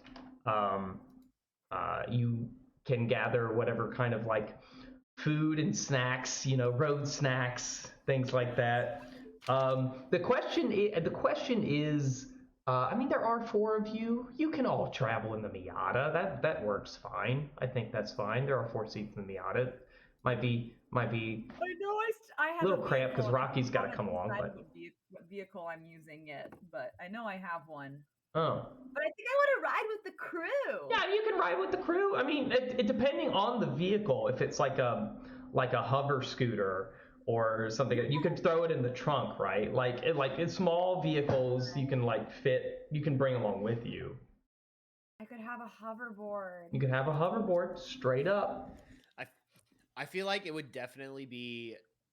Obviously, Cassie is driving. It is Cassie's car at the end of the day. But I do have a strong feeling that Doyle would probably be in like the passenger seat, and then it would be Zen, Rocky in the middle, and then Ivy on the other side, just like just chilling in the back. Mm-hmm. Yeah, I could definitely see that. Doyle's like playing navigator, reading maps, using using his, I think Doyle also probably annoys Cassie the least, so she would be like, she's a teenager and everything annoys her, but like Doyle is just very stoic, so he annoys her the least, I think.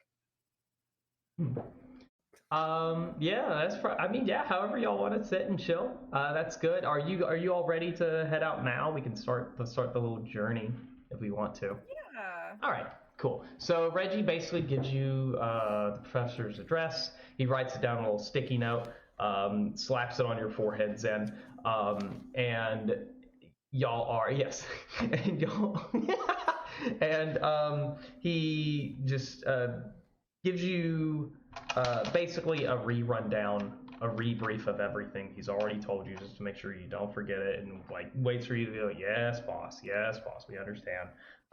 Just so he feels confident that he's told you everything he can.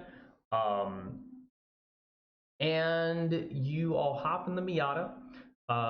Cassie, you turn your finger into the key fob for the garage, and you raise the garage gate.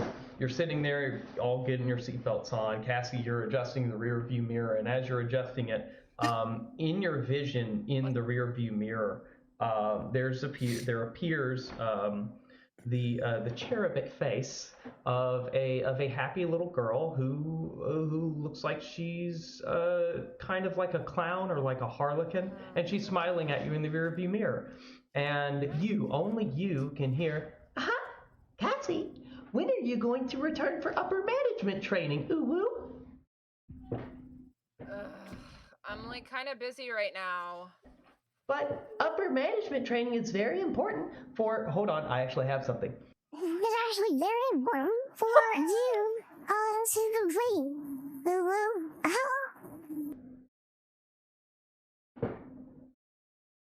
Sorry, I had to mute myself to scream. Oh my god. Oh, that was painful. I'm leaving this campaign. I'm leaving. I'm done. This is my last session, guys. Thanks. Hey, everybody, chat. Thanks so much for having me. I'm out of here. Thank you guys so much. It's been an amazing experience. I'm gonna throw myself off the roof. You asked for this,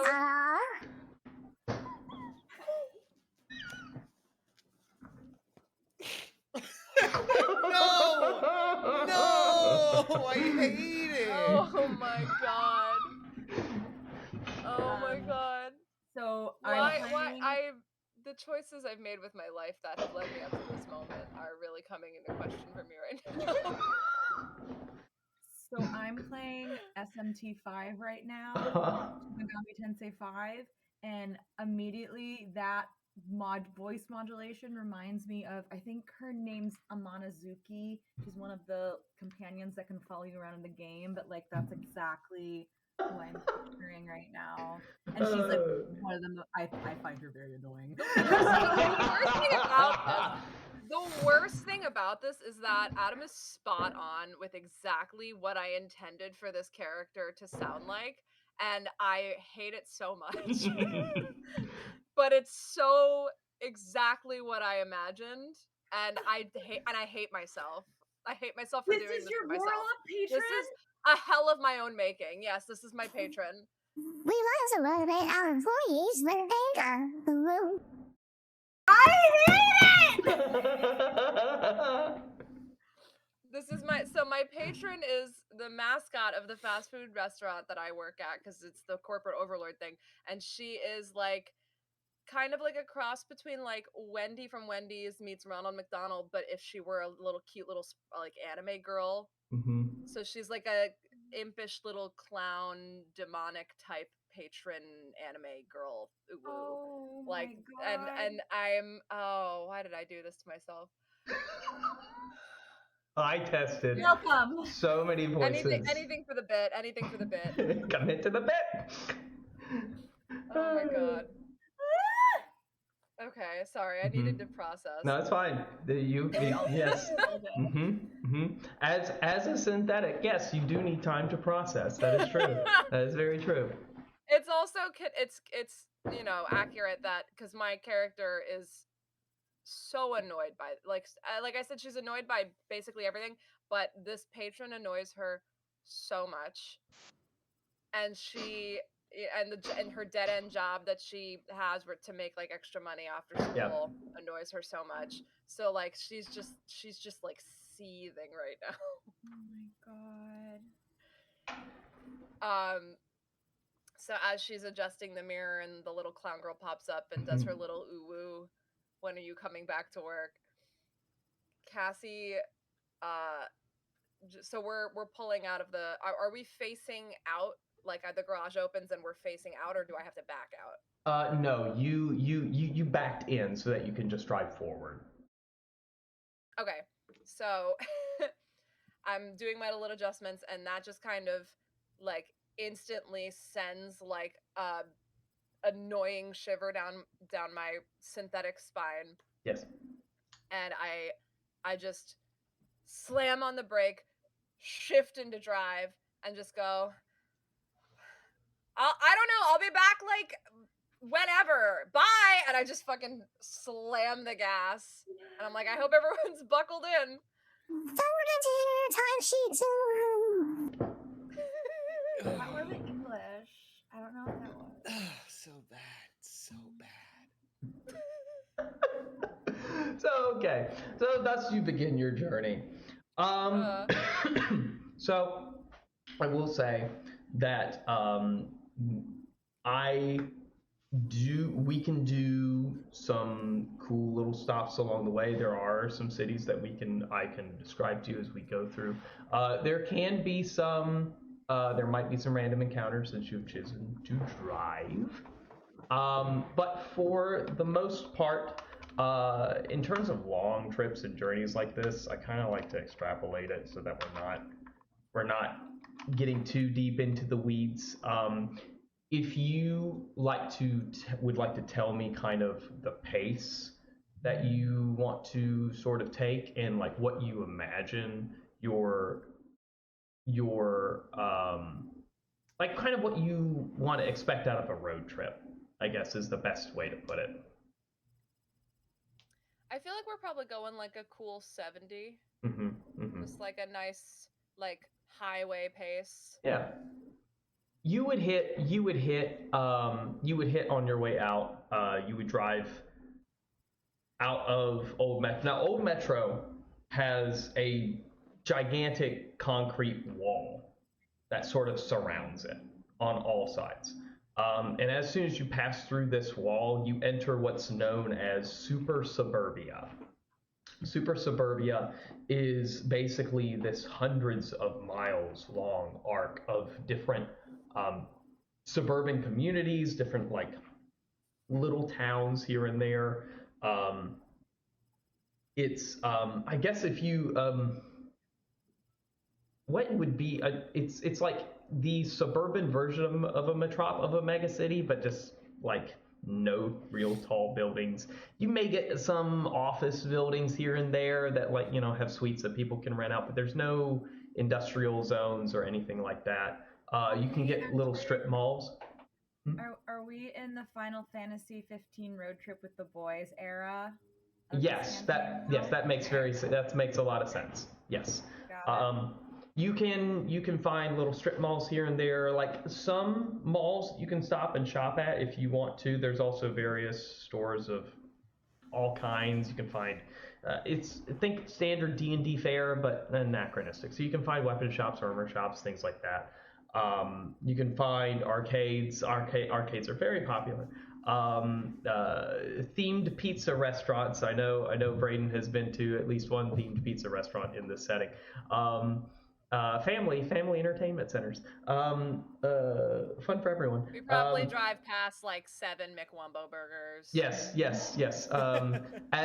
And each one you feel a ghostly tap on your shoulder. Every time I pass one, I say, Cassie, look, there's your job. Hey, Cassie, look, there's your job. At one That's like me point, when I I'm think driving. That's like me when I'm driving and I pass by a field and I just go, cows. I think I think at one point Ivy and Zen are both going McWumbos, McWumbos, McWumbos, McWumbos. Yes. Oh I think every time we pass one, Doyle just like subtly flicks it off through the window.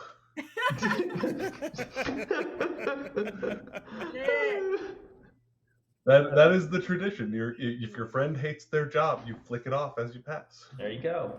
I hate my stupid job. So,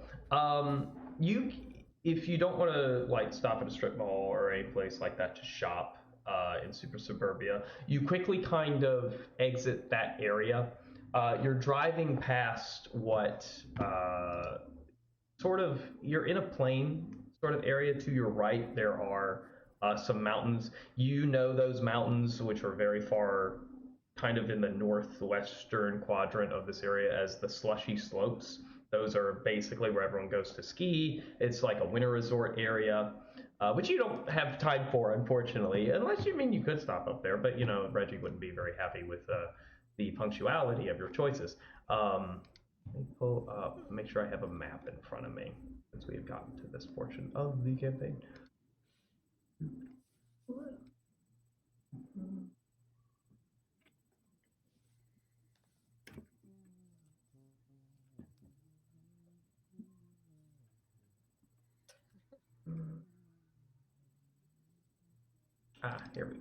Here we go.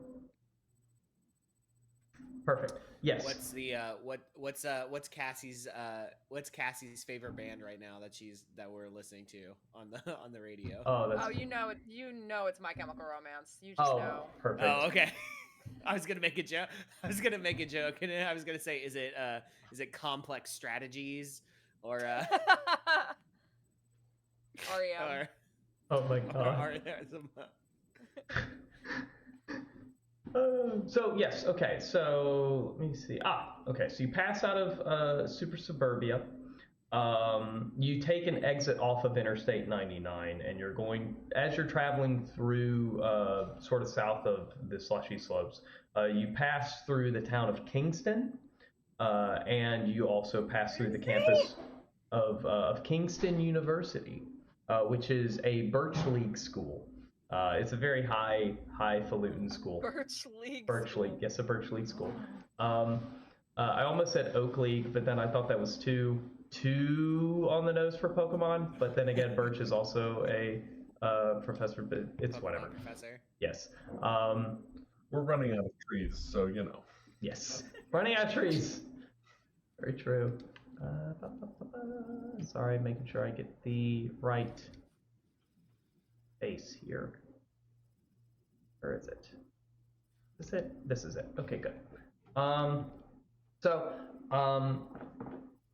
You stop about right when you stop at you find a little town that has motels and such. It's I don't have a name for it. It's just kind of like it just exists as like a little small little area. Nothing really, it's nondescript, kind of nothing really big or important is here. It's just a standard sort of residential town. Just over the line in the Dreadlands, you know that about 20-25 miles up the road is a town called Sleepy Knoll. Sleepy Knoll is one of the first larger cities you'll hit in the Dreadlands on your way up the coast to Port Kingsmouth. Sleepy Knoll is known for its pulling up the thing that I can read for you. Sleepy Knoll is known for its mostly its like aesthetic. It is, if you could imagine what a town designed by Tim Burton would look like, that's it. A lot of black and white, a lot of checker patterns, a lot of like Victorian Gothic architecture. They have a high school with a football team, but they've never won any championships at all. They're just very bad at sports. You can find really cool bespoke shops for like knickknacks and things of that nature. But this current little town you're in it's basically like a blink and you miss it gas station motel town, which you can stop for the night and chill and rest.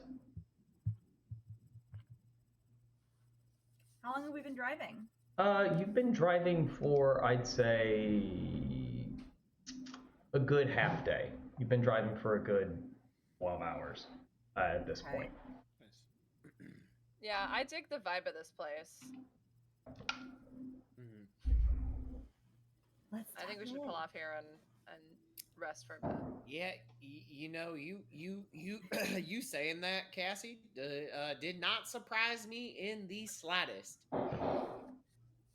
As you go up to the motel clerk to sort of arrange for your rooms, how are you all splitting off? Is it just one room for each person? Or you can go like? How much does a room cost? Again, extrapolating currency, and it is a motel. We're gonna say like it's 2 credits per night. It's not a very fancy motel. It's not really anything. But then again, you're not really getting anything. Like, don't expect a fully stocked minibar. Is there a bar nearby? There is a pub. There is like a bar. Yeah. It's going to be. Yes, I get to come up with a bar for this place. Hopefully not the kind of place that ID is. Oh well, that's true. I haven't really. See what I can do for you. Right, and I don't want to get too far into the weeds of like legal age of like drinking and alcohol and like smoking and all that, because I don't think Cassie's gonna drink. I just don't want. She just as long as she can get in. We live in a world that is dominated by 80s and 90s culture. The 12-year-olds were drinking and smoking. Yeah, nobody was checking IDs true. Back then. Yeah, nobody cared. I'm super down for us all to have a big slumber party. Oh, that would be cool. Ooh. Okay. In the spirit of like the general geometry of like a Tim Burton-esque world, there is a bar up the street called the Crooked Lantern. Nice. Sick. Oh, love that. And a skeleton plays the piano there. Skeleton plays the piano, yes. Yeah, I want to go there and drink and jam. Mm-hmm. It's just Danny Elfman singing Piano Man. It's just that scene from Corpse Bride. Yeah, there you go. Yeah. You all hop in to the Crooked Lantern. You get a table up by the bar. You order. They have it's a full service bar. You can get anything you want. You get like if you need a wine cooler or something like that, or if you just want a beer, or like a I'm cocktail. gonna get an apple teeny. Apple teeny, indeed. There's a highborn behind the bar. She is reminiscent of. She's reminiscent of, I guess, in a way, a spider. I'm gonna say what she's wearing, and then you all are gonna instantly know, or some of you may instantly know my inspiration. She's wearing a beret. There you go. Yeah. And I was, I'm not sure if I'm thinking the right thing, but I have something in my head. Okay, yeah. So anyway, she's reminiscent of a spider. She's wearing a beret. She's still yes. There you go. She still stands on like her two her hind legs, but she uses her web strings to like really quickly shoot and like grab a bottle from the various bottles from the various shelves, and like uses her other limbs to like do the shaker while she's pouring. And it's a very cool skillful display of bartender tricks and everything. Me if I were a spider. Bartendery. Yes, you're a spider. And yeah, she makes you all of your drinks, and I'm she a says, bartender for those in chat who don't know. "Oh, very cool." I didn't know that. There you go. Espresso. What? At the duplex? At the duplex, yeah. Oh, very nice. Very cool. Very dope. I've been to the duplex. Oh my god, that's a great bar. I love it. Yeah, all right, I love it. So, she says, what brings you all here to this town of ours? How are you? You are newcomers. I have not seen. Are you just passing through? Road tripping, man. A road trip. Yes, I've been on a very exciting road trip at least once in my life, indeed. Oh, where'd you go? A lot of places. I've been to the far north in the icy waters. I've been across oceans. I've been to the deserts of the Iraqian Badlands. It is the things I have seen. Which place was the scariest? Oh, you will not find a more scarier place than where you are. Cassie's like enamored by her, and she just looks at her and she goes, "Will you adopt me?" I have dozens of children, and I unfortunately cannot take on another one. And quite frankly, they almost ate me alive. I feel like my ink is probably responding to this town. Yeah, sure. Yeah, no. Tell me how. So, as a punk elf, you have ink in your body that has its own sort of consciousness and like ways that it reacts to things. So tell me kind of what it's doing. I think it's kind of responding in a similar way to what Cassie's doing, but like as ink. So it's just kind of like it's sort of like rippling, like it where it kind of ends on this part of my arm. Just for those who don't know, my ink is basically like a black tattoo, like with like the black leaves. Mm-hmm. That stops here, and it's on, I guess, yeah, it's on my left arm, and it stops up here. But when it reacts or it gets excited, it kind of bleeds out. Mm-hmm. So it's sort of like bleeding in kind of a very quick, ripply way, just kind of out here. Ooh, that's really cool. So one of her many eyes will catch that, and it will dart over as it catches, and then all of a sudden you see the other 7 eyes of her turn to look you in the face, and she says, "I can see that this makes you curious. Yes, no?" I'm wondering why you say it's the scariest place. Do you like scary stuff? Do you not know of the story of the Dreadlands, Mademoiselle? Nah, man, we're road tripping. We've never been here before. So she turns, takes one of her limbs, one of her hands. I guess she would have 6 hands and 2 legs. That makes sense. Yeah, one of her 6 hands, and she turns a dial behind the counter down and lowers the lights in the whole bar, and everyone sort of shuts up as they stop their different conversations, and they all look at her, and she like lights candles and sets the mood, and she begins her tale of why the Dreadlands are the way they are. A long time ago, this land was not what you think of. Yes? It was different. It was more alive and yet very unalive. A dark empire once rested here, deep, far into what you now know as the Reliant Ocean, yes? Ah, but the cube, she is fickle. She shifts, and this great empire fell under the crashing of waves as it was surrounded on north and south by the oceans that came with the shift. And they all collided and rushed in and wiped it away. And now it is more peaceful and yet at the same time restless. They say. Hmm? No, go ahead, child. Ask your question. So we're sitting on the ruins of an ancient empire right now? Oh, no, no, no, no, no, my dear. You are sitting on what they considered mountains. The ancient empire is long gone. It is washed away, as you can see. The slate is clean, yes? I'm changing accents so much. I'm trying to pinpoint the French there. It is pinpoint the French there. It is the slate was washed clean, as you say, right?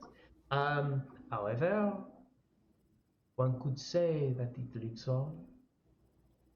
We hear voices in the ocean, whispers in the dreams. Some do say. And forever now, the Dreadlands are haunted by the spirits of those who perish. Do you sell Cassie's Ouija eyes. boards? Cassie's eyes are huge, and she's just looking at the Spider Woman, and she literally her elbows are on the bar, and she's like so close to her, and she just goes, "I want to die here, so my ghost can haunt this place forever." Oh my god. Yes, Charlotte, what did you say? Cassie, do you want to go talk to some ghosts? Do you want to go find some ghosts? That's the coolest thing you've ever said. Yes. Oh my god. Guys, let's go find some ghosts! Okay. Doyle is already putting his coat back on. Um, It's like, yes, let's Ma'am. do that. That sounds like the activity for the night. Indeed. ma'am, do you mind if may I ask a couple of questions? Is that okay? Of course, you may ask as many questions as you wish, my dear. As she says, as like she shoots one string of webbing into a little bowl of cherries, catches a cherry and whips it, twirls it around, and like dunks it without a drop exiting the glass into your drink. All right. Well, I was okay. Yeah, I guess I'll drink. I guess I'll have an old fashioned.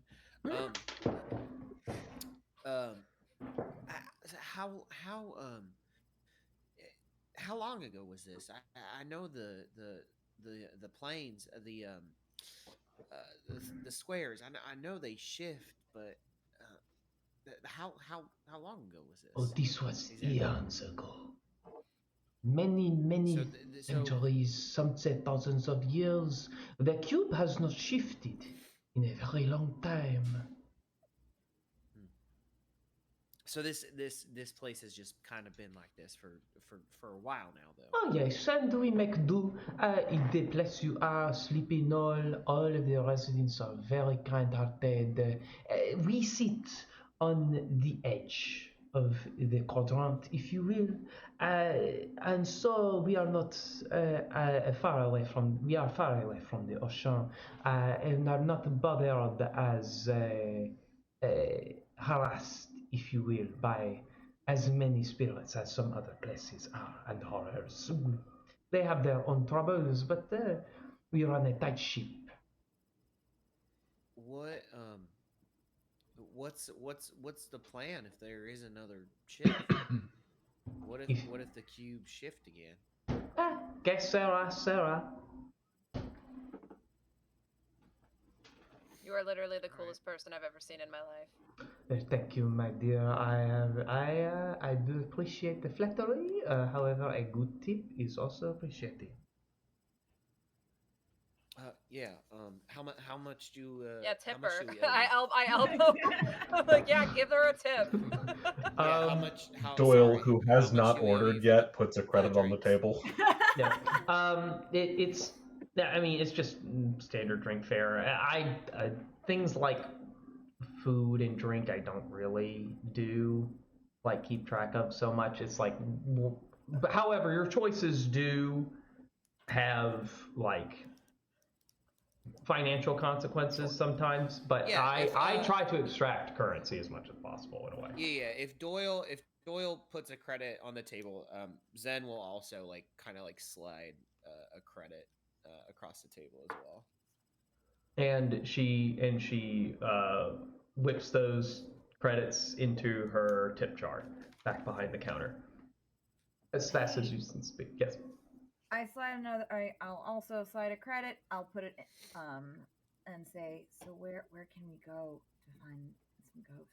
Oh, you are the adventurous type, are you? Oh yes, no.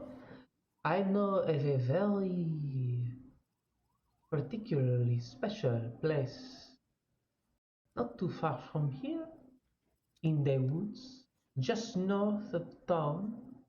There was an old TV station. Indeed, yes.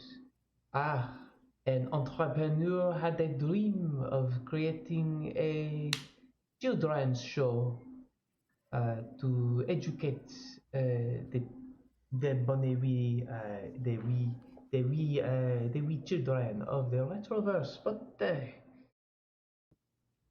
it did not end so well for them.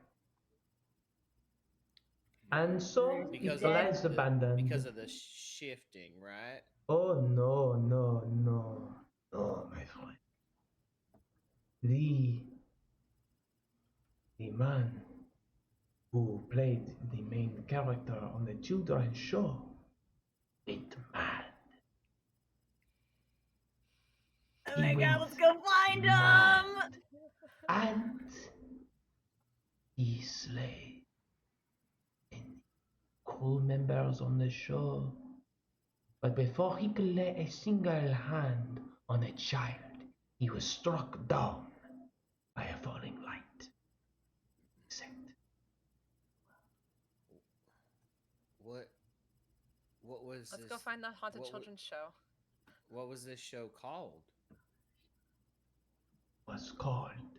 One second, I do have a name for this. That's for sure.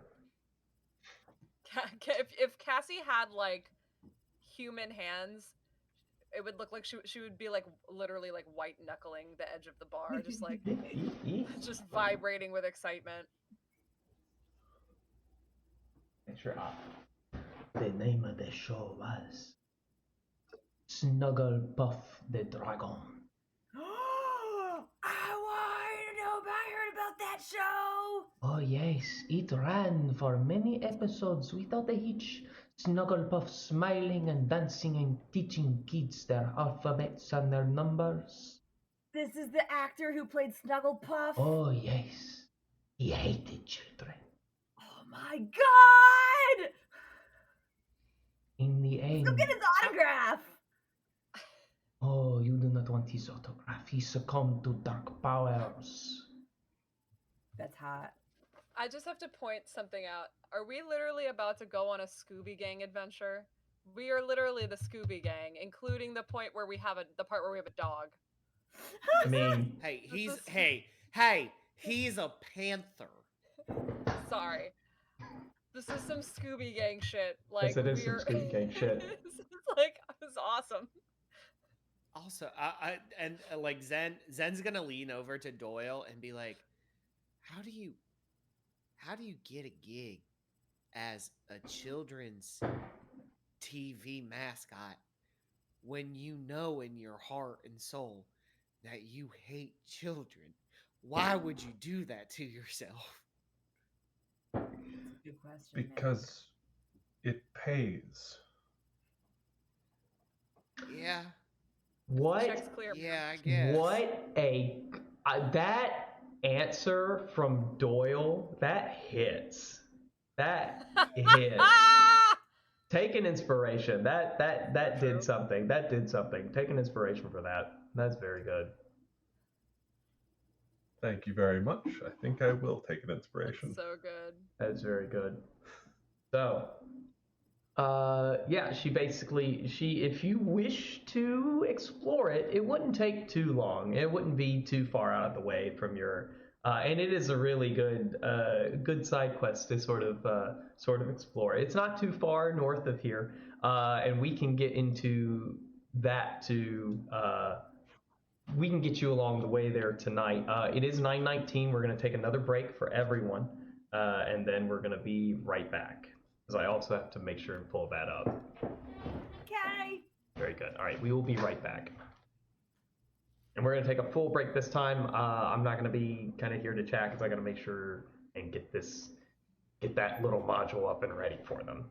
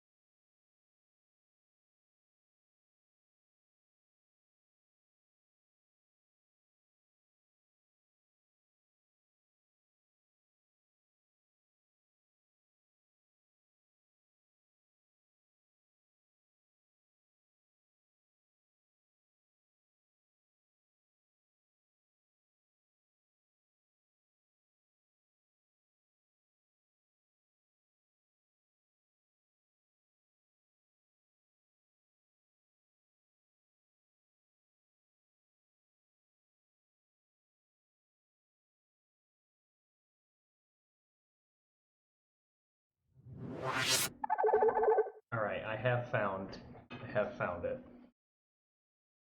Ooh, it's actually one of the first like little fully.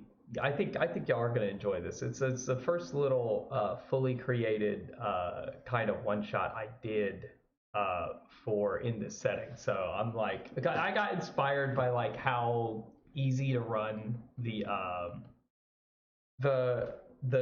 cheesers little one shot was. And so I decided, hey, what other places of our childhood dreams can be turned into nightmares? Oh, easy, children's TV shows. Let's go there.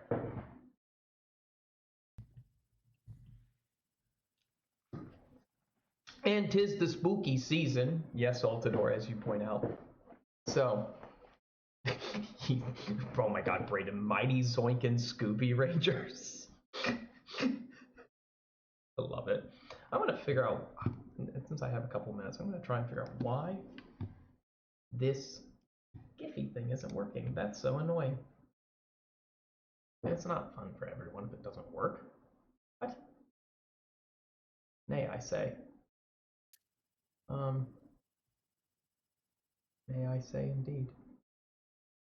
Your dashboard, where's my extension?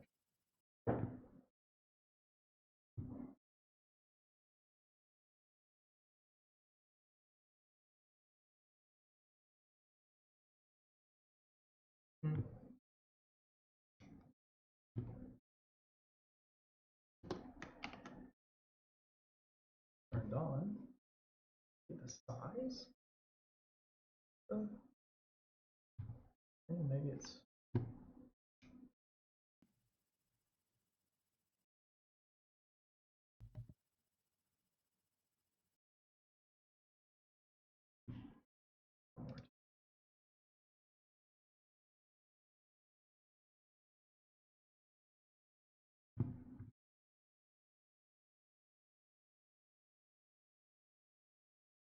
Come on, work.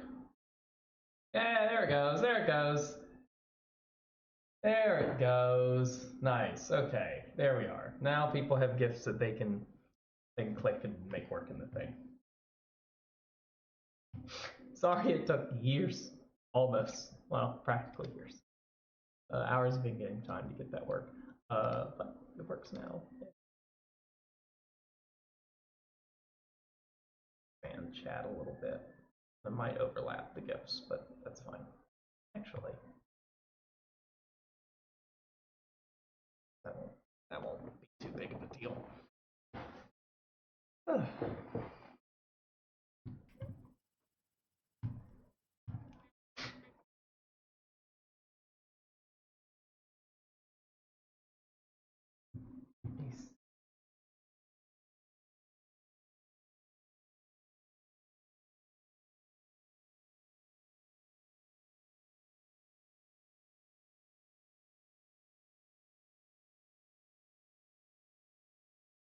Oh, yeah. Oh, now I remember. Oh, y'all are gonna hate this. Oh, actually, that gives me some inspiration because now I can look up another voice that I need, or I could use for this. Let me see.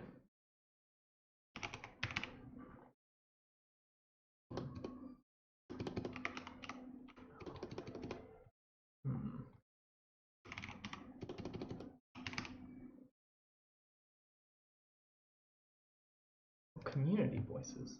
Go there. Go there.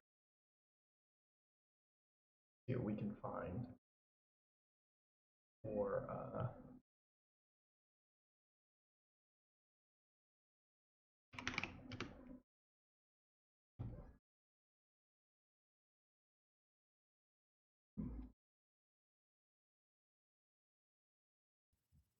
oh, I know the best voice for this.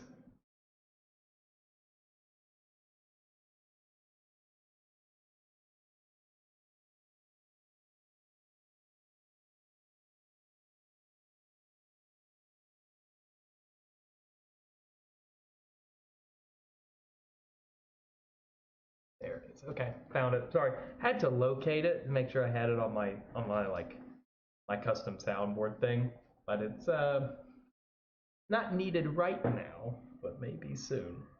Maybe soon. Dun, dun, dun. All right. I think we are back. We're just gonna wait for We're not back. Are we? Sam to get back. Yeah, I think I can't hear you, Adam. You can't hear me. Check 1 2. Wait. I can hear you. Okay, wait. I got it. Okay. I fixed it. There we go. Good. Okay. We all good? We all back? Mm-hmm. Been checked? Okay.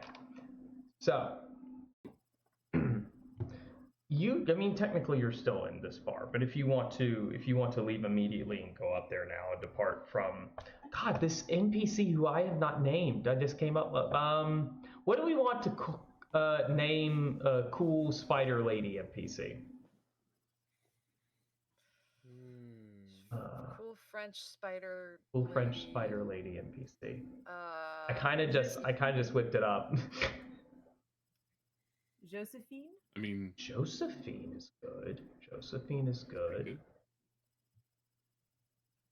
good. Josephine is good. Wait, hold on. No, go ahead. There's something that's inactive play on. Whoa, someone's okay. Minerva's a good option too. Oh, Minerva's quite good. Minerva's quite good. I like Minerva. I like Minerva. Delilah's good. There is the low-hanging But I fruit think you have of to. I think you have to Ariadne. pronounce it Minerva. Ariadne is Yeah, also I was like, or like Arachne or something. Arachne, Colette? Colette.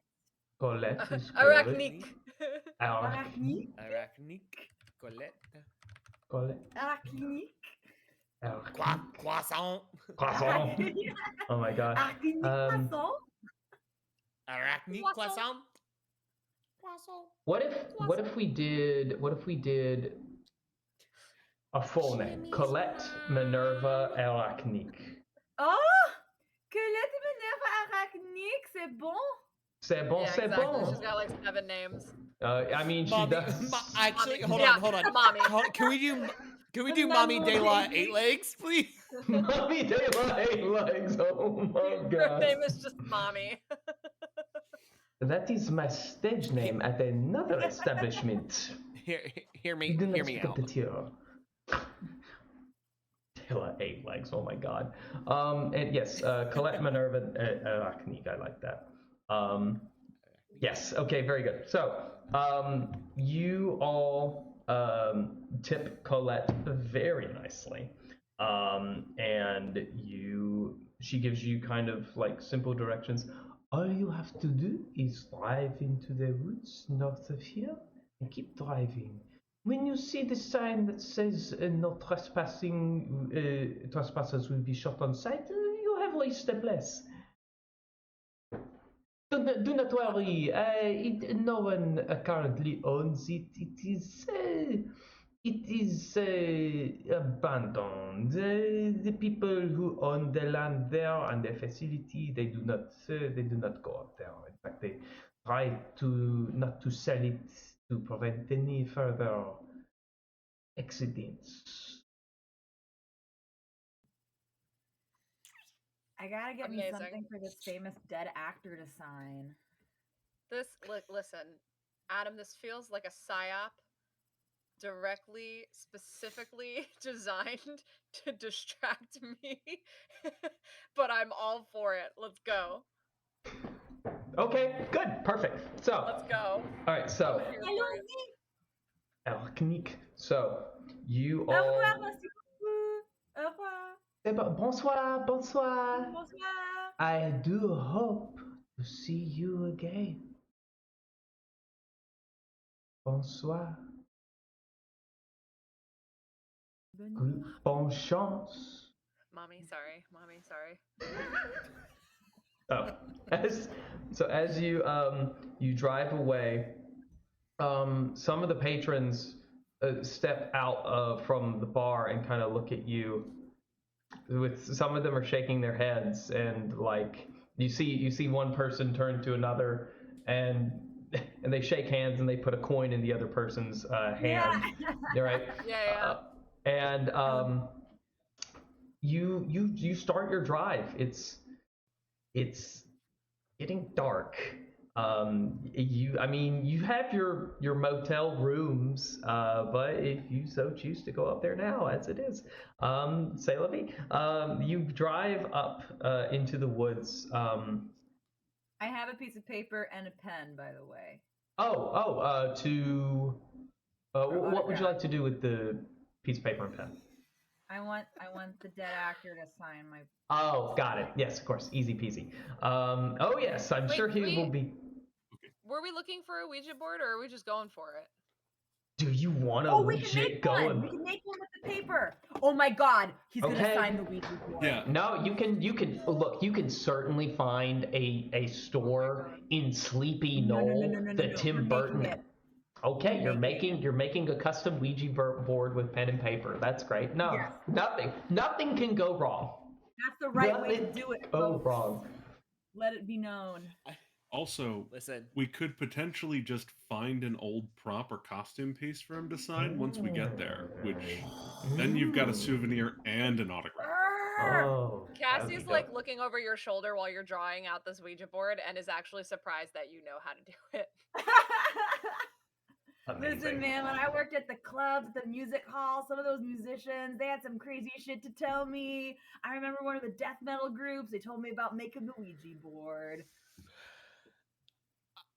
I just want to make this known. Brayden hates this fucking idea. Yeah, you're Shaggy. Zen also hates this fucking idea, but is going along with it. You are Shaggy and Scooby. Oh my God. This sucks. Oh my God. I love I it. just wanted to make that clear. That's I fair. hate this, and Zen hates this. Oh, you're gonna hate it even more. Oh baby. 'Cause I Rocky's ran this. Rocky's okay with it. Mm-hmm. Rocky's okay with it. Rocky's a fucking like he's Rocky. he's mechanical. He's fine. Rocky, you take care of Zen, okay? He looks like he's a little freaked out, so make sure he's okay. Oh, Cassie just looks over at Zen and smirks and goes, "What's the matter, Zen? Are you afraid of ghosts?" No, I'm not afraid of ghosts. I personally would just like to go to bed. We were driving for a very long time. That is still an option. And I am kind of sleepy. Well, if you want to go back and go to sleep and be all by yourself while we I would also- explore I mean- the spooky haunted ghosts, that's an option. We probably shouldn't send him back with the car, so I guess you're gonna have to sleep in the car in the parking lot of the haunted children's show. Alone. Zen hate every one of y'all. I'm still love you, going to man. come because I swear to the holy space Jesus above, I am going to have to save y'all's asses at some point. So I will Man, you're come. so talented, you're so strong, you're so But good at what you do. not- I know you all have our back. I'm not gonna be happy about it. Wait, That's a great job.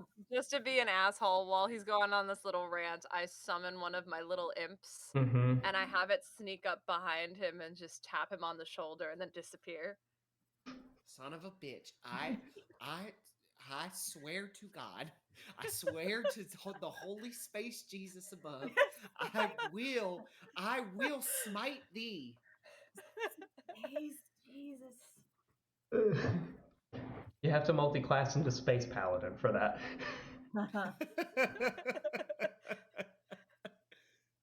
So, His time. or yes, as the Sharp Gun Man points out, a cleric of Space Jesus above. You have to multi-class.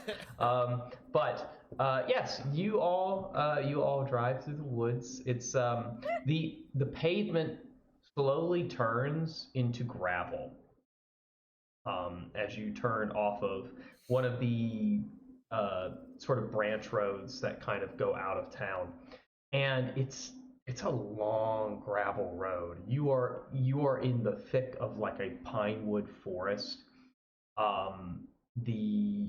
There is barely any moon and starlight filtering down from above. Your high beams are like constantly on.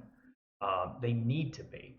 in order for, because there's some of these curves you cannot drive fast. It is like S curves. Um, do you have music going throughout this drive? Oh, absolutely. Of course, Yeah, as you would. we're listening to Rob Zombie at this point. Oh my God, yes, yeah. So it takes you a little bit. It's probably 4 miles up this gravel driveway, gravel road, before you reach the and you're driving uphill. So you are driving uphill, and when you reach the gate of this parcel of land, it is shut. There is a chain holding the two sides of the chain link gate together, and it looks like a pretty new padlock has been fastened onto the chain link, keeping the gates from swinging open. I thought this place was abandoned. Well, this won't do. I'm gonna blast it. What do you blast it with? That's what I'm trying to. Yeah, let's go with lightning. Of course, very good, very good. Roll to attack.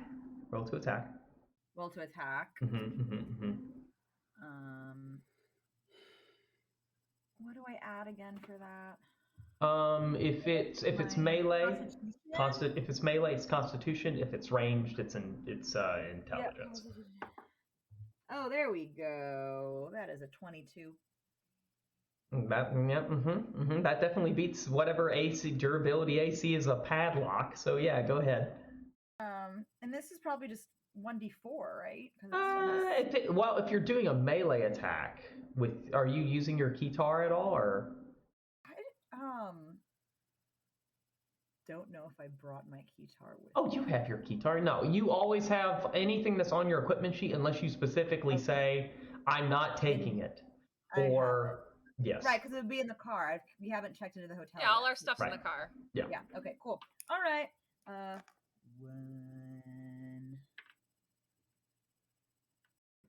4 lightning damage. Okay. You smack the padlock with your keytar. It doesn't damage your keytar. You're fine. We designed it to be a weapon. You smack it. 4 damage with a heavy instrument like that is enough to not shatter it, but like break at least some portion of the rusted chain that it was attached to. So you're fine there. Okay. So the chain's broken. The padlock's still intact, but you can, once the chain's broken, it's like, fuck the padlock. You can just open the gate now. So yeah. It's a nice padlock. I wonder if we could sell it. I mean, you can take it. You can take it. Sure, you I'll can take take it the chain. from the car. All right, add 1 padlock with no key. That's already locked to your equipment list. Along with the chain, it's still attached to the chain. So yes, you can also add the chain to your equipment list too. 1 padlock and chain. Which could make a pretty good improvised, like, a swinging melee weapon. Yeah. It's a little weird that the chain looks so old, but the lock looks brand new. Mm-hmm. I thought this place was abandoned. I mean, even abandoned places occasionally have people coming in and cleaning up and breaking in, stealing things. True. Somebody probably still does technically own this place on record. Yes. Yeah, people sometimes break in. Like people going and snooping around. People sometimes break in, but they don't break out. Well, sucks for them because we're about to do some serious snooping in here. Oh yes, the snoop is the Snoop troop, as it were. Snoopening. Yeah, the Snoopy gang. The Snoopy gang. Snoopy Lou. Oh my God. Anywho, so you continue driving up, and as you drive through the gate, you can hear the metal creaking as the wind kind of slowly swings it back and forth. In some WD 4000, and You now notice what you mistook for a tree a bit further back. It is standing. Something is poking straight into the sky. Its silhouette is backlit by the starry night. You can now notice that this is a broadcasting tower. This is a sort of like a dish tower that they would use on top of this hill in order to get a wider area of coverage to broadcast this show from. That steadily creeps closer, like some sort of dark monolith, as you continue driving up this gravel road. And then your lights hit, as if just popping up out of nowhere, Cassie. Your headlights hit a dilapidated wooden sign that depicts a purple dragon with green like standing scales along its back, and it just says "Welcome, kids" in like a little text bubble. But it is halfway rotten. Some of the paint is chipping off. It seems to have been vandalized, where the eyes of the dragon have been like spray painted red and made to look demonic, and blood is painted to make look like it's dripping from from like its teeth and its jaw. It's in one hand where it was holding a sort of an art palette and paintbrush, which is an activity. If you know the show, Snugglepuff the dragon would do some painting with some of the kids, right? It was also promotional for artistic expression. But that's been painted over to look like he's holding a decapitated head. So that's, is what it is. That's so sick. Yep. Evil Barney the dinosaur be like. There you go. Nailed it. You drive up to what looks like a pretty, aside from that sign, it looks like a pretty, I'm not going to say institutional, but like a pretty industrial sort of studio space.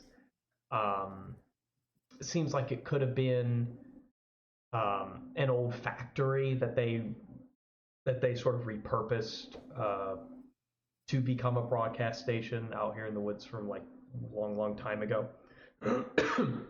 But you basically pull up into this gravel parking lot, and your lights hit a metal door and a sort of set of studio doors off to the left that could be opened up to bring in big set pieces, move out any sort of like large equipment that they need,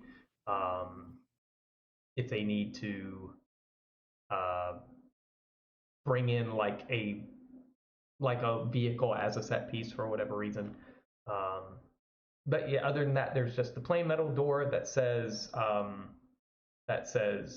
studio entrance authorized personnel only, and then basically the loading area.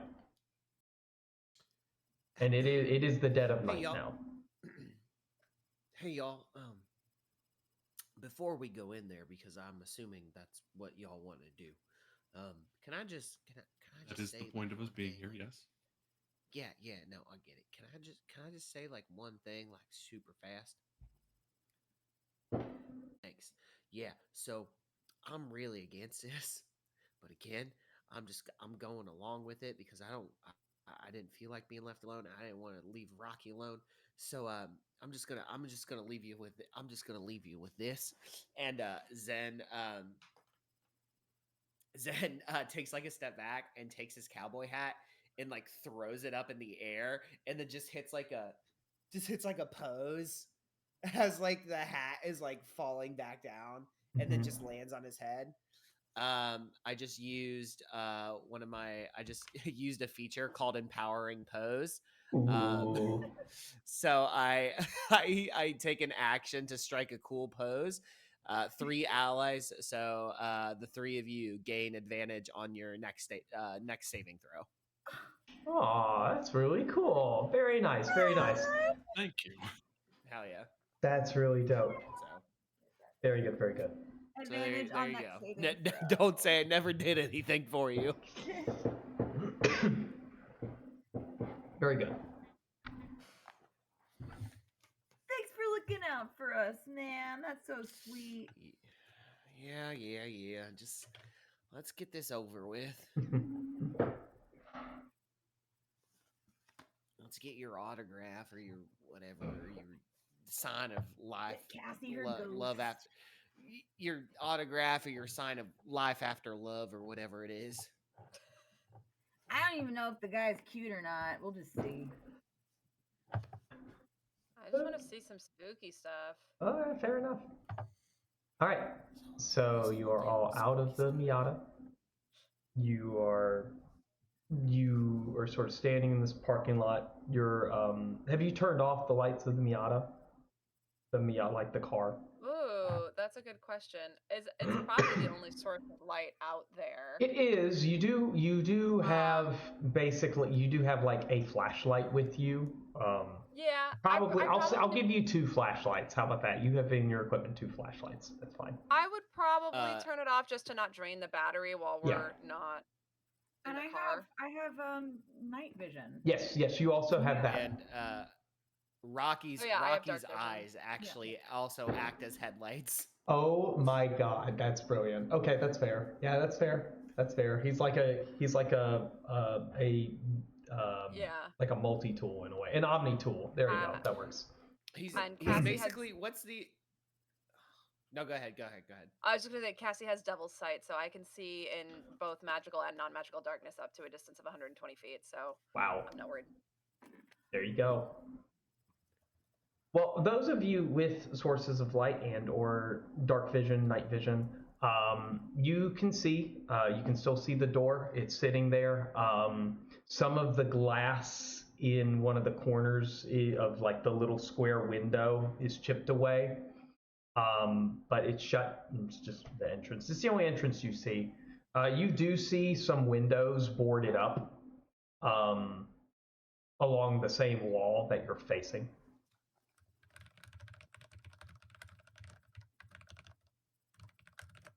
You also can tell that the loading dock doors are also padlocked. Shut. Okay. So everything is shut. Mm-hmm. I have a blaster. I could use to try to open one of the padlocks, but before we do that, so it's the doors are all padlocked shut. You do not see a padlock on the standard like single door. All you see is one of those. You see a deadbolt, and you see a metal handle with its own key insert in the door. Okay, so I'm gonna try that door and just try and see if it's actually locked. It is locked. You jingle it a few times, but the handle is locked, and in the darkness you can see the glint of the deadbolt is slid into the frame. Okay, are there any visible windows? Before we start just breaking things to get in, I do have thieves' tools. You do have thieves' tools. You can try and lock it. But yes, there are places where I'll say this: one of the boards on one of the boarded up windows has fallen away onto the ground. Yeah, I was gonna just try and see if there was any way I could open a window before actually breaking anything, but we can also try using your thieves' tools if that doesn't work. Yeah, go ahead. Give This me. seems easier than trying to climb up and risking whatever's on the other side of the window that we can't see without light. So. Let's go ahead. Well, although I guess like all of us have dark vision, so you know. Yeah, go ahead and give it a roll to unlock it. Thieves' tools would be sleight of hand. That's correct.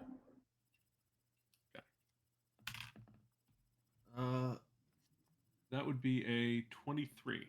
Oh, you unlock it. You certainly do unlock it. okay, I think we should go inside and see if there's anything in there. And if it looks empty, we use the Ouija board. Yeah, we gotta Sounds like a clear plan to every me. room before we break that out, though. So Yeah. Good call, time to good call. breach and clear. Let's go, boys. Yeah, right. Let's go. Here we go. All right, y'all head inside. Yes. What's the order of people entering the building? I have Cassie, a do you feeling go Charlotte and I are in the front. Yeah, we're in the front for sure. Okay. Doyle Okay. is right behind them with like just this massive grin. Mm-hmm. Mm-hmm. Fucking dead last. In true Shaggy fashion. Then? Do you want to keep watch outside? Would that make you feel better? No, I do not want to be alone. Okay. All right. Love this. I love this. Okay. This is perfect. Okay. So Charlie, Sam, Ivy, and Cassie enter first. Ivy, as you step pretty much clear of the door, your foot hits something like kind of rectangular as you step in with your left foot, and you hear a switch flip underneath your toe. Oh, Cool. It's Set off the trapped. trap. Awesome. Rad. Love it. To your right, immediately, an old CRT TV and VCR comes on like a little AV cart. As you look down in the bathing light of like the static from the TV, you realize you turn on a power strip. Oh, okay. Okay. So at first, like when that happens, my ink sort of like shoots across and temporarily like fills my whole chest. Ooh. And then when I realize that it's the power strip, it like comes back a little bit. Yo, But that's not really fully, cool. but it kinda comes Yeah, back. it like has an anxious thing. Yeah, go ahead. Can I, on that note, can I check for traps? You can check for traps. Yes, now you can check for traps. Now that we're inside. Now that you're inside. Would that Yes, be, instead of before. would that be D&D 101. investigation? Yes, that will be investigation. Okay, great, because I have proficiency on that. Good. I was like, oh, of course, the most obvious thing you do. Oh, it's a 19 plus 2, I think. So, Wait. Yeah. I think so. I think it's a plus 2.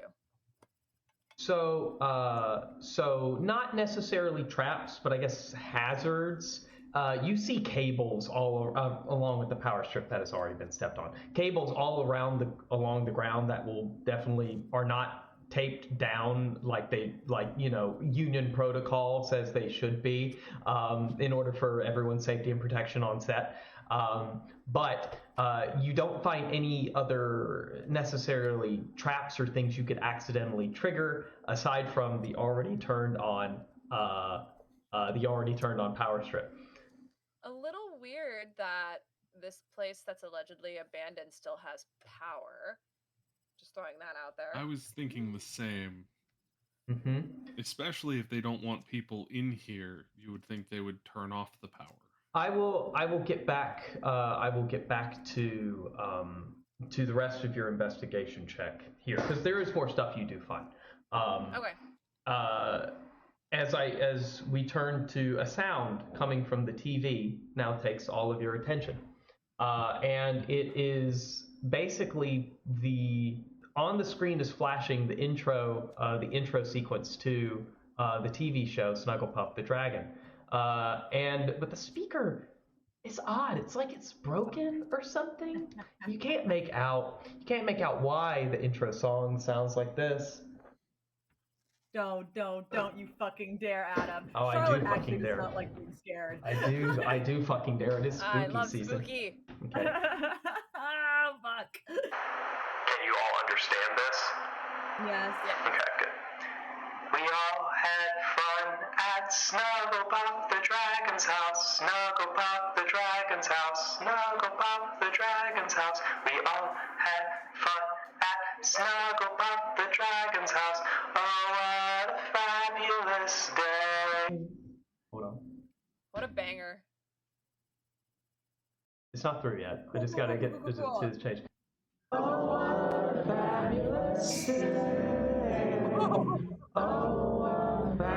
USA. We all had fun at Snuggle Bob's Frank's house. Wouldn't you like to play? Well, guys, it's been I'm real. thrilled. I've really enjoyed being on the stream with you all. Absolute banger. I think And I think that's a throwing pretty up. great cliffhanger. Oh, wait, I forgot, Sam. I forgot to tell you the rest of your investigation check. You look over as you follow the power strip, and you ask yourself why this place still has power, and you see it's unplugged. I'm throwing up. I'm throwing up. Happy Kissing, Halloween, crying, everybody! throwing up. I love it. I love it. We'll see what happens to them next Really Monday. See you all on the 4th. Hope you all survive Thursday night. Spooky. Go spooky, spooky, 5 spooky, 3 spooky, 5 me.